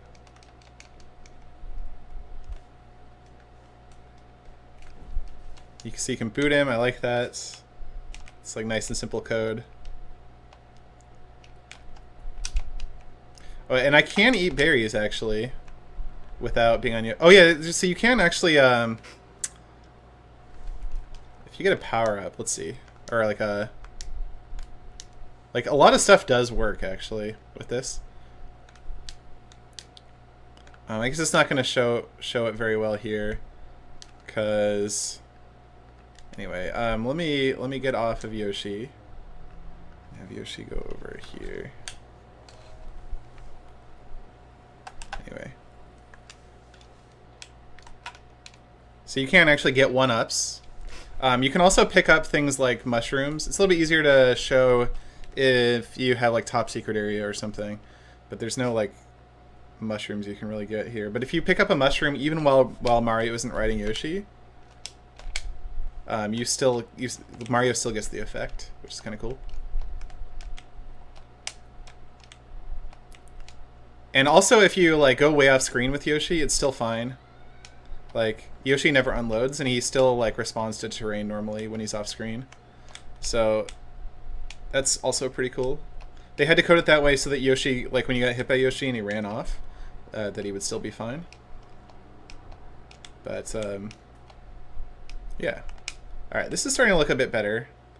I'm not in love with like how he moves so slow on the ground, and he's like pretty hard to control in the air actually, because the air, like I need air brakes, I think. Let me just add air brakes. That shouldn't be very hard to add. Let's see. So for left and right, yeah, I'm just gonna add this, and it'll add some code, but I can always remove it later if I want. But it'll probably make it feel a lot better. Dead. Let's see.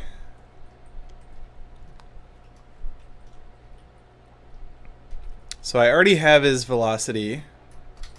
You know what I should do? Oops. Oh yeah, okay. BPL. Okay, so you are trying to go right. So if it's negative, if his velocity is negative, then I want to do some stuff. BPL.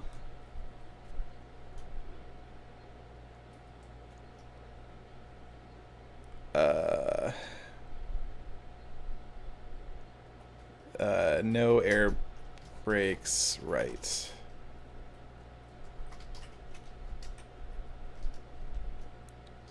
Clear carry, add.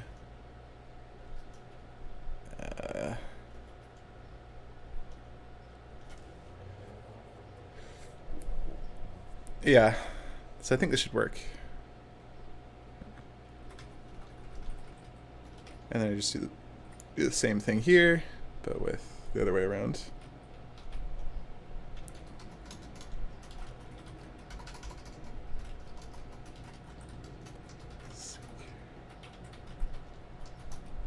Okay, let's try this. Oh.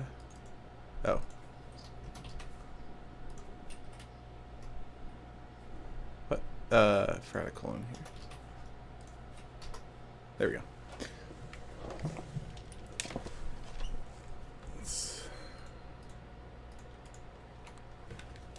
Let's try this now.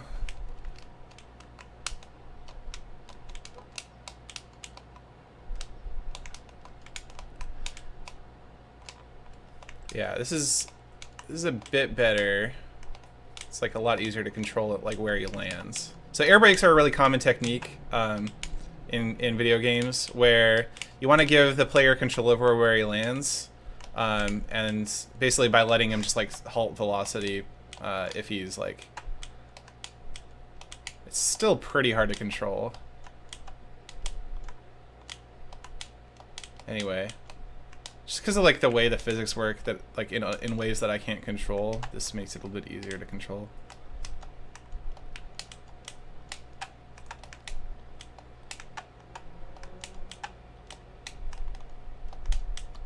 Not very much easier. Still pretty hard to control. Anyway, how much code am I actually looking at right now? Let me see. Let me open this up. Hey, thanks for the 100 bits, Jambi. You like the jailbreak videos? Thank you. Let's open up the proper hex editor and open up the recent files. This one, I think it's that one. Yeah. So here's the code so far. It is well under 256 bytes, which is kind of where I want to cap it off. This is what it would look like if it was all 256. So But yeah, if I keep it under 256 bytes, it's like a little bit easier to enter into the hex editor because you can do it in a single page in the Jailbreak hex editor, that is. So looking pretty good so far. So yeah, I think I have all the features in that I really want. There's some other like random things I could do, like trying to add support for blue shells, that sort of thing. The red shells work, yellow shells don't. Every other thing that Mario or that Yoshi can eat should work fine.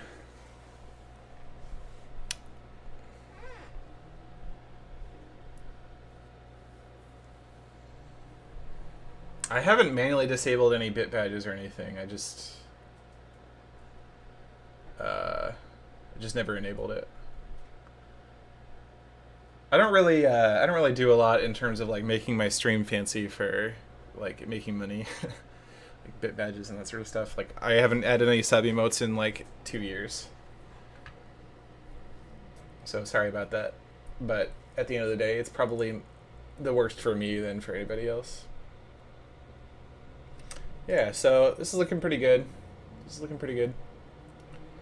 Still not in love with like all the physics and the way the physics works. Yeah, Yoshi won't fly with a blue shell right now. That's true. But yeah, I think I'm gonna call the stream here. I did a lot of stuff today, so feel good about it. Yeah, thanks everybody for coming by and checking it out. I'll be posting a video probably tomorrow about the Game Genie route for injecting the jailbreak. Thanks for the 30 bits. Thanks for the 30 bits. I don't even know. I guess it was a timeout?